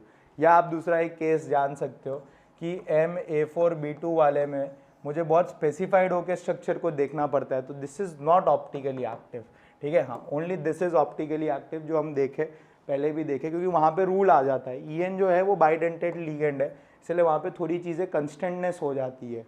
डन, आगे बढ़ते। The alkyl halides are best prepared from, हमें पता है सबसे बेस्ट रिएक्शंस एल्कोहल से होती है। बहुत सारी रिएक्शन होती है, एक नहीं है, दो नहीं है, तीन नहीं है, चार नहीं है, पाँच नहीं है, टोटल 6 रिएक्शन है। SOCl2 के साथ, HBr के साथ, NaBr H2SO4 में, रेड फॉस्फोरस, ठीक है। तो बहुत सारे रिएक्शंस रहती है, तो हमें उन सारी 6 के 6 रिएक्शंस MCQ के लिए पता होनी चाहिए। आगे बढ़ते। CH3 CH2 Cl Na के साथ रिएक्शन कर रहा है, that means alkyl halide sodium के साथ रिएक्शन कर रहा है ड्राई ईथर के प्रेजेंस में, तो हमें वुड्स पता होना चाहिए। वुड्स ऐसा था जो बोलता था मैं किसी भी चीज़ का तो नहीं, स्पेसिफिकली एल्काइल हैलाइड का 1 का 2 करके दे सकता हूँ मैं, और 1 का 2 का रिलेशन उसका बहुत सिंपल रहता था। जिस भी कार्बन से हेलोजन जुड़ा रहता था उसके अबाउट एक मिरर इमेज फॉर्म हो जाता था, दैट मीन्स CH2 CH3 बन जाता था। आप इसको हटा दो, ठीक है। तो देखिए, पहले अगर आप 1-2 कार्बन के साथ आए थे तो अभी आपके पास टोटल नंबर ऑफ कार्बन कितने हो गए, 4 हो गए, तो उसने सिंपली 1 का 2 कर दिया, ठीक है। तो अगर आप इसका नाम देखने जाएंगे तो रिएक्शन में जो प्रोडक्ट बना है वो ब्यूटेन बना है, ठीक है। वुड्स रिएक्शन है, नेम रिएक्शन है, थ्योरी के लिए बहुत इंपॉर्टेंट है, ठीक है। अनदर नेम रिएक्शन, ये अराइल हैलाइड है और ये एल्काइल हैलाइड है, सोडियम ड्राई ईथर के साथ रिएक्शन हो रही है। तो यहाँ 2 साइंटिस्ट ने अपनी थ्योरीज को मिक्स करा, that is known as Wurtz Fittig reaction, ठीक है। तो वुड्स फिटिंग रिएक्शन में जो अराइल हैलाइड होता है उसमें एल्काइल ग्रुप्स आके सब्स्टिट्यूट हो जाता है, जो भी एल्काइल हैलाइड आपने यूज़ किया होगा, ठीक है। तो आप ध्यान से देख पाओगे तो यहाँ पे जो एल्काइल ग्रुप है वो C2H5 है, C2H5 मतलब इथाइल और बेंजीन प्रेजेंट है, that means ethyl benzene, okay. आगे बढ़ते हैं। Which of the following alcohols give ketones on oxidation, तो कीटोन्स के लिए हमें पता होना चाहिए, एल्डिहाइड जब मुझे प्रोड्यूस करना है ऑक्सीडेशन के थ्रू, ठीक है, बहुत इंपॉर्टेंट थ्योरी है बेटा, तो 1 डिग्री एल्कोहल चाहिए। पर ये भी बात ध्यान रखना है कि वो ऑक्सीडाइजिंग एजेंट बहुत स्ट्रॉन्ग ऑक्सीडाइजिंग एजेंट ना निकल जाए। रीज़न, अगर बहुत स्ट्रॉन्ग ऑक्सीडाइजिंग एजेंट आपके पास प्रेजेंट होगा तो वो एल्डिहाइड से और फर्दर कार्बोक्सिलिक में जाएगा, हमें रुक जाना है, ठीक है। और अगर मुझे तो मैं स्पेसिफिकली 2 डिग्री एल्कोहल लेता हूँ। तो ब्यूटेन 1 ऑल कोई काम का नहीं है, 1 ऑल है मतलब 1 डिग्री है। प्रोपेन 1 ऑल वो भी कोई काम का नहीं है, प्रोपेन 1 ऑल, ठीक है। 2 मिथाइल है, वो थोड़ा डाइसी लग सकता है बट वो 2 पे मिथाइल का सब्स्टिट्यूशन है, वो है तो 1 डिग्री ही, ठीक है। यहाँ पे आ जाओ तो ये this will be propane 2 all, this is proper you will get ketone, ठीक है। प्रोपेन 2 ऑल का स्ट्रक्चर मतलब CH3 CHOH और CH3। कोई भी ऑक्सीडाइजिंग एजेंट यूज करोगे O का H C का H दोनों को बाहर करेगा, कार्बन ऑक्सीजन के बीच में पाई बॉन्ड क्रिएट कर देगा, दैट मीन्स CO पाई और ये CH3 हो जाएगा, this is your ketone, okay. Which is the following correct order of reactivity of alcohols in the following reaction, ठीक है। लूकास रिएजेंट यूज कर रहा है ZnCl2, एनहाइड्रस ZnCl2 और कॉन्क HCl के प्रेजेंस में रिएक्शन होती है। आपको लूकास रिएजेंट का रिएजेंट भी पता होना चाहिए। हमें पता है टर्ब्यूडिटी जो है वो 3 डिग्री में सबसे पहले इंस्टेंटली आ जाती है, फिर टर्ब्यूडिटी 2 डिग्री में थोड़ा लेट आती है और 1 डिग्री में ओवर द लॉन्ग फेज आती ही नहीं है, यानी ज़्यादा डिग्री कौन सी रिएक्टिव रहती है, 3 degree compare to 2 degree then 1 degree, ठीक है। चलो तो नेक्स्ट क्वेश्चन देखते हैं। Phenols can be distinguish from ethanol by the reaction of, तो ये बहुत इंपॉर्टेंट रिएक्शन होती है फिनॉल्स और इथेनॉल को सेपरेट करने के लिए। तो एक तो आपने प्रैक्टिकल में देखा होगा कि न्यूट्रल FeCl3 जो रहता है वो फिनॉल के केस में एक वॉयलेट कलर का कॉम्प्लेक्स क्रिएट कर देता है, जो इथेनॉल के केस में नहीं होता है, तो वो डिस्टिंग्विश करने के लिए काम आता है। और दूसरा जो केस रहता है वो ब्रोमीन वाटर का रहता है, ठीक है। फिनॉल ब्रोमीन वाटर के साथ बहुत क्विकली रिएक्ट करके ट्राई सब्स्टिट्यूटेड ब्रोमो कंपाउंड बनाता है, वेरएज इथेनॉल ऐसा नहीं कर पाता है, ठीक है। तो these both are the cases जहाँ पे हम लोगों को डिस्टिंग्विश मिल सकता है किस बेसिस पे, इथेनॉल और फिनॉल के केस में। आगे बढ़ते नेक्स्ट क्वेश्चन पे 33, लुकास रिएजेंट इज। तो Lucas reagent basically concentrated HCl और एनहाइड्राइज ZnCl2 का मिक्सचर रहता है, ठीक है। ये हमने पहले वाले क्वेश्चन में भी डिस्कस कर रखा था कि लुकास रिएजेंट्स के ऊपर वो direct as it is question पूछ सकते हैं आपसे, ठीक है। आगे बढ़ते 34, phenol is less acidic than. Acidic nature compare करना है, तो एसिडिक नेचर के लिए हमें एक बात पता होनी चाहिए कि acidic nature directly proportional -M और -I ग्रुप रहता है और inversely proportional to +M and +I groups रहते हैं, ठीक है। Electron withdrawing groups minus category में आते हैं और डोनेटिंग ग्रुप प्लस कैटेगरी में आते हैं, एज ऑफ आपको पता है इस चीज़ के बारे में। तो अगर मैं देखूँ तो नाइट्रो ग्रुप जो रहेगा, जहाँ पे भी नाइट्रो आएगा वो -M इफेक्ट शो कर रहा है कौन सी पोजीशन पे, जब जब वो ऑर्थो और पैरा पोजीशन पे जुड़ा है, यानी बहुत डोमिनेटिंग इफेक्ट रहता है M ग्रुप्स का, ठीक है। तो नाइट्रोफिनॉल जो रहेगा वो मोर एसिडिक रहेगा कंपेयर टू फिनॉल, ठीक है। तो फिनॉल उससे लेस एसिडिक है, ठीक है। ये नहीं बताना है कि फिनॉल से लेस एसिडिक कौन है, फिनॉल किससे लेस एसिडिक है, ये क्वेश्चन पूछ रहा है, ठीक है। बाकी हम मिथाइल की बात करेंगे तो वहाँ +I इफेक्ट दिखेगा, +I की वजह से एसिडिक नेचर डिक्रीज होगा। किसके रिस्पेक्ट में डिक्रीज हो रहा होगा, फिनॉल के केस में। सिमिलरली मिथॉक्सी के केस में भी वो +M इफेक्ट शो करता है, वहाँ पे तो ज़्यादा डोमिनेटिंगली डिक्रीज होगा किसके केस में, फिनॉल के रिस्पेक्ट में, ठीक है। आगे बढ़ते हैं, which of the following is the correct sequence of boiling point of, कौन से ग्रुप्स दे रखे हैं, OH alcohol, CHO aldehyde, COOH यानी कार्बोक्सिलिक। तो 3 फंक्शनल ग्रुप्स हमारे पास प्रेजेंट है। तो हमें ये एक्नॉलेजमेंट होना चाहिए कि बॉइलिंग पॉइंट डायरेक्टली प्रोपोर्शनल होती है इंटरमॉलिक्यूलर H बॉन्डिंग के। तो इंटरमॉलिक्यूलर H बॉन्डिंग जितनी ज़्यादा रहेगी ग्रुप्स में उतनी ज़्यादा बॉइलिंग पॉइंट क्रिएट हो रहा होगा, और सबसे ज़्यादा intermolecular H bonding carboxylic family के केस में रहती है, फॉलोड बाय फिनॉल एंड सबसे लास्ट में आते हैं aldehydes. That means the order will be 3, 1 and 2, okay. Next आगे, how to obtain propanoic acid from butane two one. तो प्रोपेनोइक एसिड कार्बोक्सिलिक एसिड चाहिए, ऑन मतलब कीटोन ग्रुप का oxidation करना है। तो कीटोन ग्रुप का ऑक्सीडेशन ना फेलिंग्स रिएजेंट से हो सकता है ना टॉलेंस रिएजेंट से हो सकता है, बहुत सिंपल सा पर्सपेक्टिव रहता है। मुझे उस केस में आयोडोफॉर्म या हेलोफॉर्म रिएक्शन यूज़ करना पड़ता है, और आयोडोफॉर्म या हेलोफॉर्म रिएक्शन सोडियम हाइपोहेलाइड के साथ होता है, या तो फिर मैं NaOH को किसके साथ रिएक्शन कर देता हूँ, X2 के साथ रिएक्शन कर देता हूँ, ठीक है। जो भी X रहेगा डिपेंडिंग अपॉन दैट हमें हमारा कंपाउंड हेलोफॉर्म मिल रहा होगा, फॉलोड बाय एसिडिफिकेशन। अब ये बहुत इंपॉर्टेंट बात हमें ध्यान देनी है कि all types of ketone doesn't show haloform reaction. सिर्फ वही कीटोन्स हेलोफॉर्म रिएक्शन शो करते हैं जिनमें मिथाइल ग्रुप प्रेजेंट हो, एक्टिव मिथाइल ग्रुप प्रेजेंट हो, यानी कार्बोनिल कार्बन से डायरेक्टली CH3 जुड़ा हो, ठीक है। तो जब मैं उसकी रिएक्शन NaOH I2, इस केस में जैसे I2 आपको दिख रहा है उसके साथ रिएक्शन कर रहा होता हो, ठीक है, तो वो CH3 ग्रुप पूरा एग्जिट बाहर हो जाता है। That means CH3 CH2 CO पाई और O- कार्बोक्सिलेट आयन बना, फॉलोड बाय CHX3, इस केस में I, that means iodoform create हुआ। फिर जिसका मैं फर्दर एसिडिफिकेशन H+ के साथ रिएक्शन करके CH3 CH2 CO पाई OH फॉर्म कर सकता हूँ, done. That means propanoic acid, एक कार्बन कम प्रोड्यूस होगा पेरेंट कीटोन के रिस्पेक्ट में, क्योंकि एक पूरा CHX ग्रुप बाहर हो जाता है, ठीक है। तो answer will be C। 37, right the formula structure of B in the following reaction. तो अगर आप ध्यान से देख सकते हो तो CHO ग्रुप मतलब एल्डिहाइड को इंडिकेट कर रहा है, और डाइल्यूट NaOH के प्रेजेंस में मतलब एल्डोल रिएक्शन को इंडिकेट कर रहा है, ठीक है। तो एल्डोल रिएक्शन में इसके पास अल्फा कार्बन है और अल्फा हाइड्रोजन है, यानी ये पार्ट न्यूक्लियोफाइल की तरह काम करेगा। ना तो इसके पास अल्फा कार्बन है ना अल्फा हाइड्रोजन है, यानी ये इलेक्ट्रोफाइल की तरह काम कर रहा होगा। तो हमें एल्डोल के लिए पहले एल्डोल प्रोडक्ट बनाना पड़ेगा। तो जब भी आप एल्डोल प्रोडक्ट बनाए, क्योंकि थ्योरी के लिए भी बहुत इंपॉर्टेंट पर्सपेक्टिव रहता है, तो आप एल्डिहाइड्स को राइट हैंड साइड में बनाया करिएगा CO/H के साथ। फिर आप देखो तो डायरेक्टली CH3 जुड़ा है, उस CH3 कार्बोनिल कार्बन से डायरेक्टली अटैच कार्बन को ही अल्फा कार्बन बोलते हैं, और उस अल्फा कार्बन में से जो हाइड्रोजन निकल जाता है तो CH2- आ जाता है, ठीक है। अब उसकी रिएक्शन करनी किसके साथ है, तो HCO/H के साथ, यानी ये नेगेटिव इधर अटैक करेगा, ये CO पाई बॉन्ड ब्रेक होगा, तो आपका जो कंपाउंड बन रहा होगा वो कुछ ऐसा दिखेगा, CH2, O पे H आ गया, यहाँ पे CH2, ठीक है, एज इट इज, और CO pi H. This is only known as aldol product. Why is it known as aldol product? Because same group में, सेम कंपाउंड में OH ग्रुप भी प्रेजेंट है और CO पाई ग्रुप भी. That means this is known as aldol. और alpha beta, इसका common name beta hydroxy, जो भी एल्डिहाइड है उस रिस्पेक्ट में हम उसके नंबर ऑफ कार्बन के बेसिस पे बता देंगे. अब प्रोसेस यहाँ पे नहीं रुकी है, इसको हीट भी किया है. तो जब भी एल्डोल प्रोडक्ट को हम हीट करते हैं तो it undergo condensation. That means alpha carbon का जो H है और बीटा का OH है वो वाटर के फॉर्म में रिमूव्ड हो जाता है. यानी अल्फा बीटा के बीच में एक डबल बॉन्ड हो जाता है, मॉलिक्यूल अनसैचुरेटेड हो जाता है. मॉलिक्यूल क्या हो जाता है बेटा?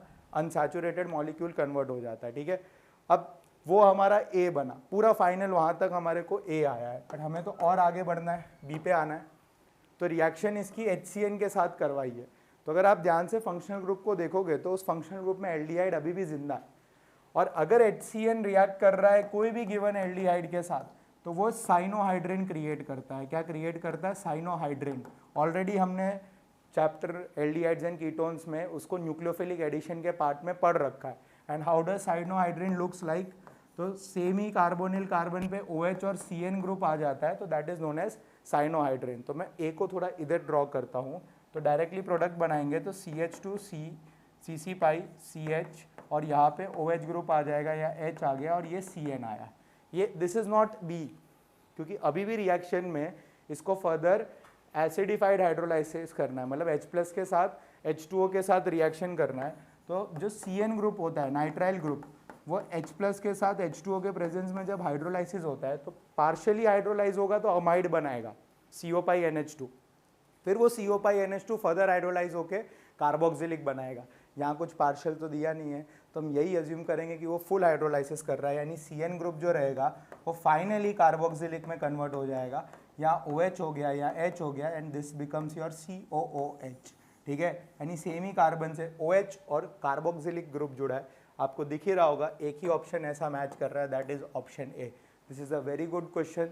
इस चैप्टर की आपको मैक्सिमम मेन रिएक्शंस आपकी सारी कवर हो गई है, तो आई होप आप इसको अलग से एक बार प्रैक्टिस ज़रूर करिएगा. ठीक है, आगे बढ़ते 38 पे. What is used to separate out benzaldehyde and acetone?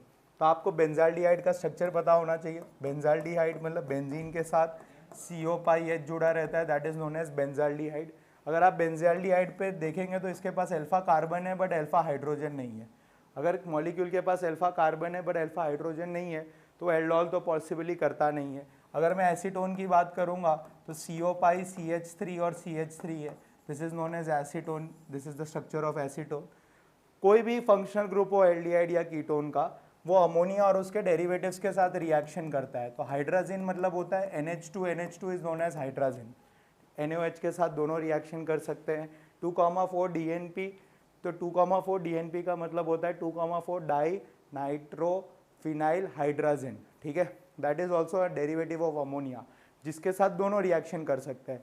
But Tollens reagent is actually an oxidising agent जो हमारे aldehydes, to be very specific, aldehydes को कार्बोक्सिलेट में ऑक्सीडाइज करते हैं, ना कि कीटोन को. तो हमारा आंसर क्या हो जाएगा?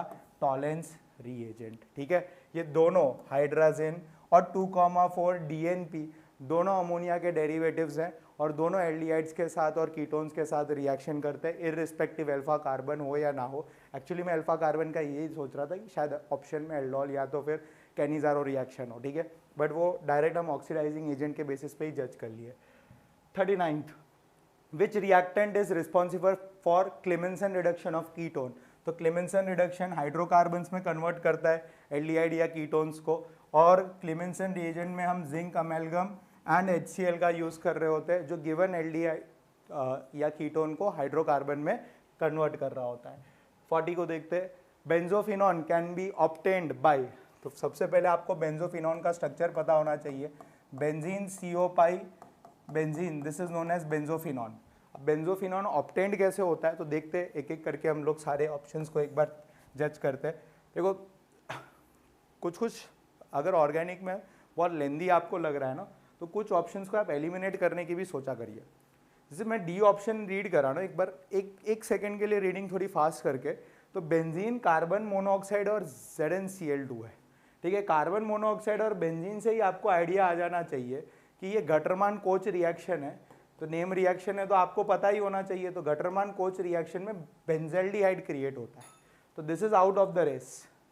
अब हमारे पास जो कंपटीशन रहेगा ना वो ABC में देखना है, ठीक है। तो ABC में अगर आप देखें तो बेंजोइल क्लोराइड, बेंजोइल मतलब होता है बेंजीन के साथ CO पाई ग्रुप जुड़ा है और उसके साथ Cl ग्रुप है, असाइल ग्रुप, और जब बेंजीन है तो उसे बेंजोइल क्लोराइड बोलेंगे, ठीक है। अब उसकी रिएक्शन मैंने बेंजीन के साथ करवाई है, किसके प्रेजेंस में, AlCl3 के प्रेजेंस में। तो करेगा क्या, ये Cl इधर से Cl माइनस की तरह निकल जाएगा, तो कार्बन पे प्लस यानी वो इलेक्ट्रोफाइल की तरह काम करेगा, और इलेक्ट्रोफाइल बेंजीन पे जाके सब्स्टिट्यूट हो जाएगा, तो मुझे बेंजोफिनॉन ऑब्टेंड हो जाएगा जो चाहिए। तो फर्स्ट रिएक्शन में हमें बेंजोफिनॉन ऑब्टेंड होता हुआ दिख रहा है, ठीक है। सेकेंड रिएक्शन को देखते हैं, तो बेंजोइल क्लोराइड है, उसको डाईफिनाइल कैडमियम, तो बेटा डाईफिनाइल कैडमियम आपको प्रिपरेशन ऑफ कीटोन्स में याद होना चाहिए, ठीक है। एल्काइल हैलाइड को कैडमियम के साथ रिएक्शन करके पहले तो डाई एल्काइल कैडमियम क्रिएट करते थे, और फर्दर वो डाई एल्काइल कैडमियम को असाइल क्लोराइड या बेंजोइल क्लोराइड के साथ रिएक्शन करके डिजायर्ड कीटोन क्रिएट किया जाता था। तो बहुत सिंपल ये भी पार्ट रहा कि मेरे पास बेंजोइल क्लोराइड है, उसको डाईफिनाइल है, अभी स्पेसिफिक बोला जा रहा है, तो डाईफिनाइल मतलब बेंजीन ट्वाइस और CD ऐसे ही लिखते हैं। अगर R होता तो alkyl cadmium, di alkyl cadmium पढ़ रहे होते हम लोग, तो डायरेक्टली हमारे पास क्या मिल जाएगा, बेंजीन CO पाई, और यहाँ पे फिर बेंजीन आ जाएगा, ठीक है। तो यहाँ से भी हमें बेंजोफिनॉन ऑब्टेंड हो गया, डन। तो B is also right answer.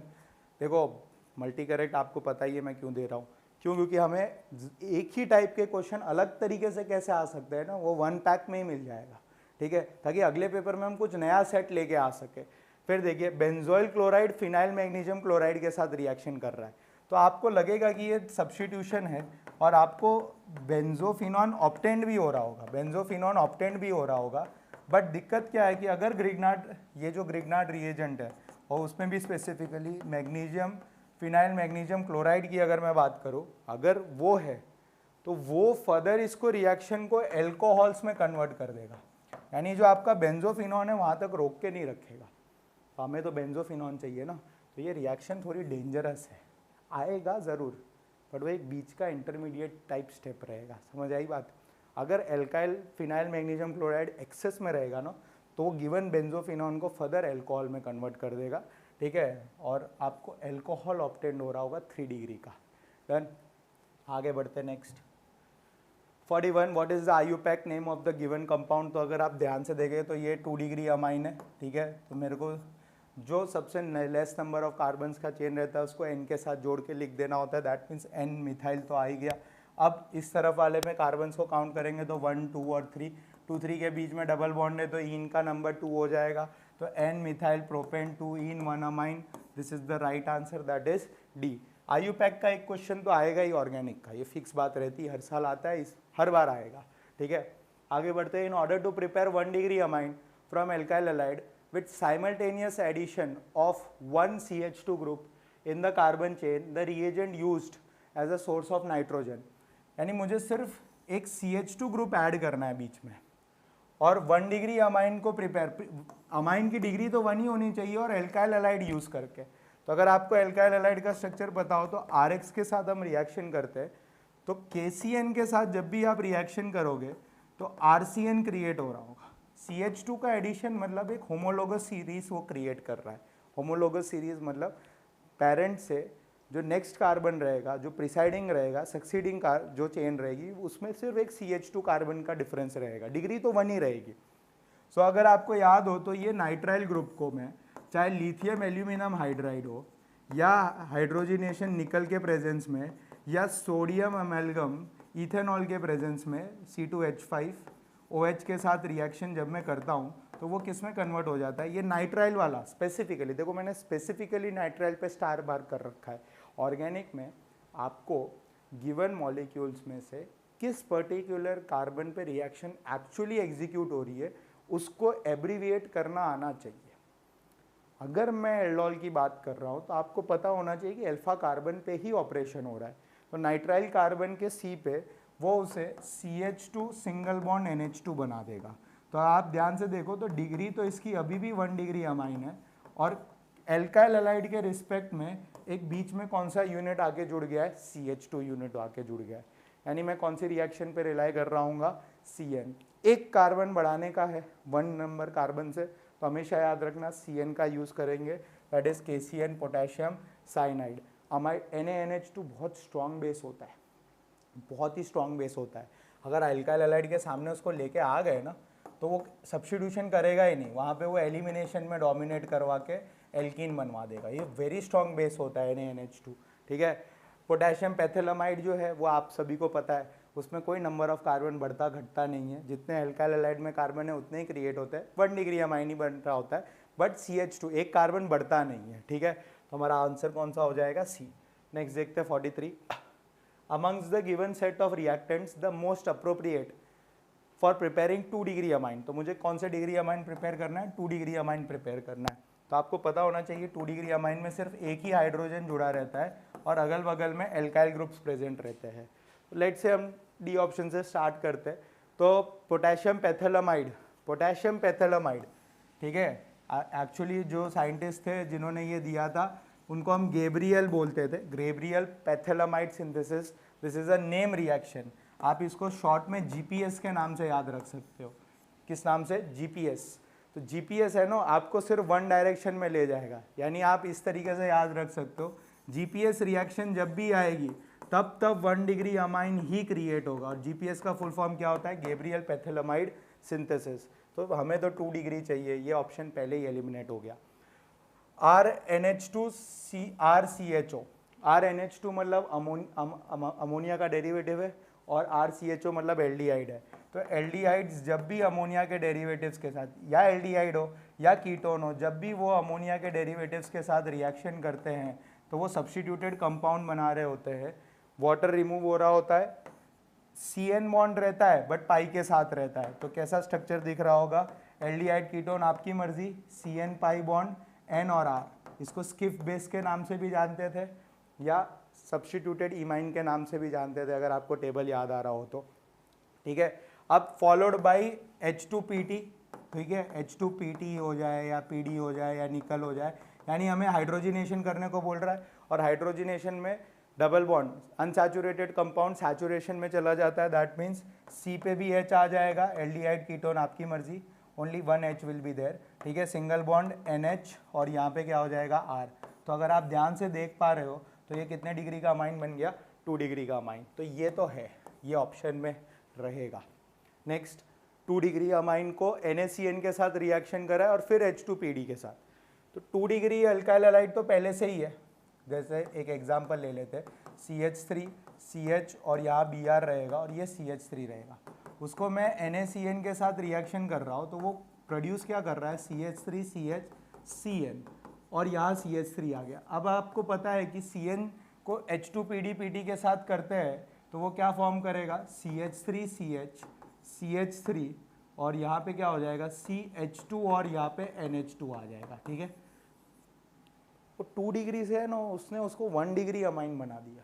आप देखिए इंटरेस्टिंग बात, यहाँ जो 2 डिग्री अल्काइल हैलाइड था ना, बट जो आंसर आया ना वो कितने डिग्री का अमाइन बन गया, 1 डिग्री का अमाइन बन गया। तो यानी ये कोई यूज़ का नहीं है। अगर आप यहाँ देखें तो ये अमोनोलाइसिस वाला प्रोसेस होता है। तो एल्काइल ब्रोमाइड को अगर मैं NH3 के साथ रिएक्शन कर रहा होता हूँ, कोई भी आप 2 डिग्री का केस देख सकते हो, ठीक है। जैसे अभी हम लोगों ने केस देखा, CH3 CH और यहाँ Br आ गया, यहाँ CH3 आ गया, NH3 के साथ रिएक्शन कर रहा हो तो सब्स्टिट्यूशन रिएक्शन है, वो Br को बाहर करेगा, ठीक है, और वो CH3 CH और यहाँ पे क्या आ जाएगा, NH3 प्लस, और यहाँ पे क्या क्रिएट हो जाएगा, CH3। इधर से एक हाइड्रोजन निकल जाएगा तो क्या बन जाएगा, CH3 CH और NH2 CH3, यानी 1 डिग्री का अमाइन ही क्रिएट हो रहा है। यानी इस केस में भी 1 डिग्री का अमाइन है, इस केस में भी 1 डिग्री का अमाइन है, इस केस में भी 1 डिग्री का, सिर्फ सी ऑप्शन में 2 डिग्री का अमाइन क्रिएट हो रहा है। ये भी बहुत अच्छा क्वेश्चन है। जब भी ऑर्गेनिक के MCQs ऐसे टाइप के रहे तो ट्राई करिएगा, क्योंकि हर कोई इंडिविजुअल आपके बोर्ड में क्वेश्चन बन सकता है। इतनी वैल्यू है ये सारी रिएक्शंस की, और है बहुत बेसिक है, हमारी पूरी ऑर्गेनिक टेक्स्ट बुक के बाहर की कुछ रिएक्शन नहीं है। बट हमें उसे अच्छी तरह से प्रोसेस करके समझ के सॉल्व करना आना चाहिए, ठीक है। आगे बढ़ते नेक्स्ट क्वेश्चन पे। Hoffmann bromamide degradation reaction is shown as, जैसे अभी हमने गैब्रियल पैथेलोमाइड सिंथेसिस का एक एब्रीविएशन यूज़ करा जीपीएस, तो हॉफमैन ब्रोमोमाइड डिग्रेडेशन को आप बहुत शॉर्ट में हैप्पी बर्थडे के नाम से जान सकते हो, HBD रिएक्शन। कौन से नाम से? HBD reaction, that is Hoffmann bromamide degradation. Degradation मतलब एक कार्बन कम मिलता है, and Hoffmann bromide degradation is shown by amide group. अब अमाइड ग्रुप भी एरोमेटिक भी हो सकता है और एलिफेटिक भी हो सकता है, और CO पाई NH2, CO पाई NH2 जब भी ग्रुप प्रेजेंट रहता है that means it indicates about amide group, ठीक है। तो हमारे पास कौन शो कर रहा होगा? ArCONH2, that is B option, ठीक है। नेक्स्ट आगे बढ़ते। 45th, the product of the following reaction, तो product of the following reaction बोला है, तो NHCO पाई CH3, मतलब उसने ऑलरेडी एसिटाइलेशन करवा रखा है ग्रुप का। एसिटाइलेशन मतलब क्या होता है? क्योंकि जब मैं ब्रोमीन के साथ एनिलीन की डायरेक्ट रिएक्शन कर रहा होता हूँ तो ब्रोमीन बहुत अच्छा एक्टिवेटिंग ग्रुप रहता है, उसके वजह से बिना किसी चीज़ के भी ट्राई सब्स्टिट्यूशन मिल जाता है एक्स्ट्रा रिएजेंट के, ठीक है। पर हमें अगर मोनो सब्स्टिट्यूशन चाहिए तो क्या करना पड़ता है? तो पहले एनिलीन का एसिटाइलेशन करवाना पड़ता है। एसिटाइलेशन मतलब NHCO पाई CH3 ग्रुप को लेके आना पड़ता है, जैसे आप यहाँ पे देख पा रहे हो, that is the step of acetylation. अब एसिटाइलेशन से क्या होता है? उसकी एक्टिवेटिंग पावर डिक्रीज हो जाती है, क्योंकि नाइट्रोजन का लोन पेयर रेजोनेंस में इन्वॉल्व हो जाता है। Br2 है, एनिलीन दो जगह पे, क्योंकि ये प्लस एम ग्रुप शो करता है, तो प्लस एम वाले जो ग्रुप्स होते हैं ना, वो किसी भी इलेक्ट्रोफाइल को दो पोजीशंस में बेचते हैं, ऑर्थो और पैरा, जहाँ पे para being the more dominating one compare to ortho. तो आपको बस चेक करना है कि पैरा वाला कौन सा केस है, तो हमारे पास ए ऑप्शन हो जाएगा। मान लो इस ऑप्शन में फर्दर ऐसे लिखा होता H+ या तो OH-, तो ये एसिटाइलेशन वाला ग्रुप हट गया होता। H+ OH- के प्रेजेंस में क्या हो रहा होता? आपको फिर से आपका पेरेंट एनिलीन मिल जाता, बेंजीन, यहाँ क्या आ जाता है NH2, और फिर यहाँ क्या आ जाता Br, डन। बट नहीं बोला है तो फिर हमारा यही ऑप्शन रहेगा। 46, the reagent that can be use to convert benzene diazonium chloride, benzene diazonium chloride, benzene के ऊपर N2 और X- टू बेंजीन, बेंजीन में कन्वर्ट करना होता है तो दो लोगों की याद आनी चाहिए आपको, स्पेसिफिकली यहाँ पे हाइड्रोजन आ जाता है। तो एक तो होता है H3PO2 हाइपोफॉस्फोरस एसिड हो गया, वो खुद को phosphoric acid that is H3PO3 में कन्वर्ट कर देगा, या तो आप इथेनॉल भी यूज़ कर सकते हो, C2H5OH, जो अपने आप को इथेनॉल में कन्वर्ट कर देगा, ठीक है। तो वो इस केस में किस में हो जाएगा? Ethanol, all, ethanol, not all, it will convert. अगर आप इथेनॉल यूज़ कर रहे हो तो वो खुद को तो ऑक्सीडाइज करेगा और इसको रिड्यूस करेगा, तो आप H3PO2 यूज़ करके बेंजीन में कन्वर्ट कर सकते हो, या तो आप इथेनॉल को यूज़ करके। तो वो लोग खुद किस में जाएंगे? वो डाइअजोनियम को तो बेंजीन में कन्वर्ट कर देंगे, बट H3PO2 किस में कन्वर्ट हो जाएगा? फॉस्फोरिक एसिड, और C2H5OH इथेनॉल जो होगा वो इथेन आल में कन्वर्ट हो जाएगा। नेक्स्ट आगे बढ़ते, तो कौन सा है यहाँ पे? तो H3PO2 हो गया और बी, दोनों ऑप्शन होगा, ठीक है, मल्टी करेक्ट सॉर्ट हो गया। 47th, which of the following polymer is stored in the liver of animals. देखो NCERT की डायरेक्ट लाइन है, कौन सा पॉलीमर होता है जो स्टोर्ड रहता है किसके अंदर? Liver of animals. तो वो ग्लाइकोजिन होता है, ग्लाइकोजिन जो रहता है वो अल्फा डी ग्लूकोज के पॉलीमर से बना रहता है, ठीक है, तो वो it is stored in livers of animal. Next 48, which of the following statement is not true about glucose. तो नॉट ट्रू बोला है, तो पहले तो it is an aldohexose, ये एकदम सही बात है, aldehyde group as a functional group present रहता है, और hexose stand for 6 membered carbon chain रहती है, तो दिस इज एन एल्डो एक्सोस, बिल्कुल सही बात है। On heating with HI it forms hexane, chemical reaction का पार्ट रहता है, केमिकल रिएक्शन बहुत इंपॉर्टेंट रहती है, आपको बायोमोलिक्यूल्स में सारे कंपाउंड जिनकी भी दे रखी हो पता होनी चाहिए, स्पेसिफिकली ग्लूकोज की, उसमें से MCQ बन सकता है। It does not give 2,4 DNP test, वो भी एकदम सही बात है, क्योंकि वो साइक्लिक स्ट्रक्चर रहता है तो CHO इन्वॉल्व रहता है, that's why it doesn't give 2,4 DNP test. तो अगर आप ऐसे भी ऑप्शन एलिमिनेट करोगे तो C ही रहेगा, जो गलत होना चाहिए। चेक कर लेते हैं, it is present in furanose, that is wrong, furano structure में नहीं रहता है, पायरेनो स्ट्रक्चर में प्रेजेंट रहता है। This is the structure of pyranose, that means it is a heterolytic cycle, but जिसमें 5 कार्बन और 1 ऑक्सीजन रहता है, और फुरानो का स्ट्रक्चर भी कुछ मिलता जुलता है, बट उसमें वाइस वर्सा केस रहता है। दैट मीन्स 5 मेंबर्ड रिंग है तो सही, बट 4 कार्बन एंड 1 ऑक्सीजन, ठीक है। So this is wrong, but हमारे ऑप्शन के लिए ये सही बात है, क्योंकि हमें नॉट ट्रू पूछा है, ठीक है। ये मल्टी करेक्ट नहीं है, नॉट ट्रू पूछा है, तो ध्यान से देखना।